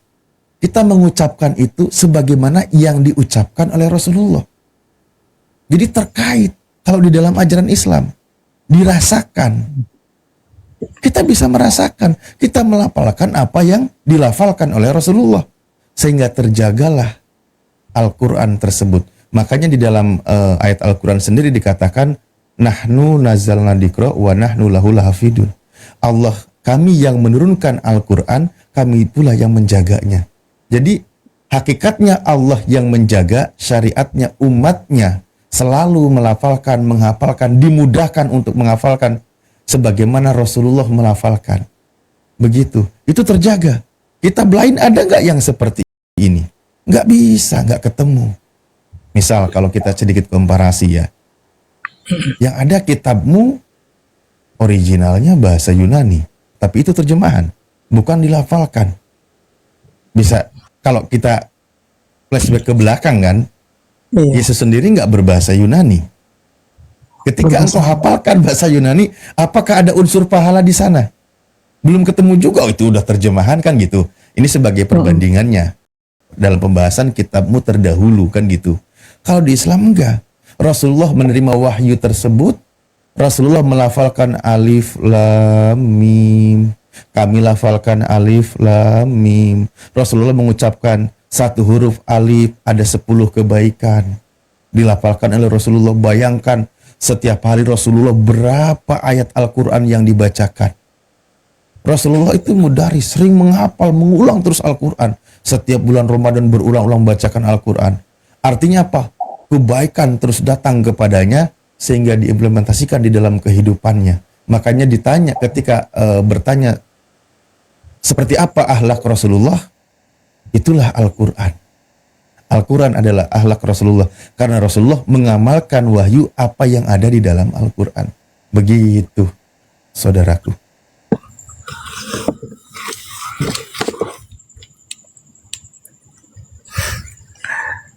Kalau mendengar kisah beliau tuh makin senang saya, Bang. Ya, tentu.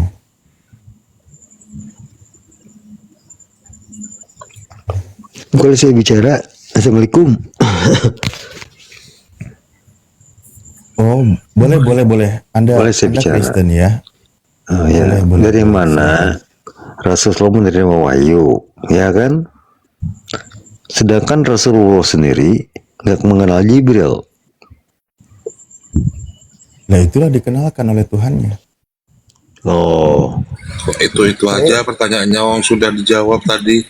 iya saya tanya begini, kan Rasulullah menerima wahyu dari siapa? Dari Jibril kan? Nah yang saya pertanyakan, kapan Rasulullah kenal Jibril? Kapan Jibril memperkenalkan nama kepada Rasulullah? Bahwa aku nih Jibril, utusan Allah. Kapan? Sebenarnya Bertanya kok panjang amat. Tadi kan sudah dijawab pertanyaan yang sama itu Bang Andi. Pertanyaan ini akan mudah dipahami ketika yang bertanya sudah tidak menuhankan anak manusia. Gitu. Yakin saya. Selama anak manusia itu dituhankan, susah untuk paham mendengarkan jawaban yang sangat logis. Berkali-kali disampaikan. Bahkan kalau kita lihat dalam Sirah Nabawiyah, ada Sirah Nabawiyah Ibnu Hisam, di situ juga dijelaskan bahwa yang datang itu adalah malaikat Jibril.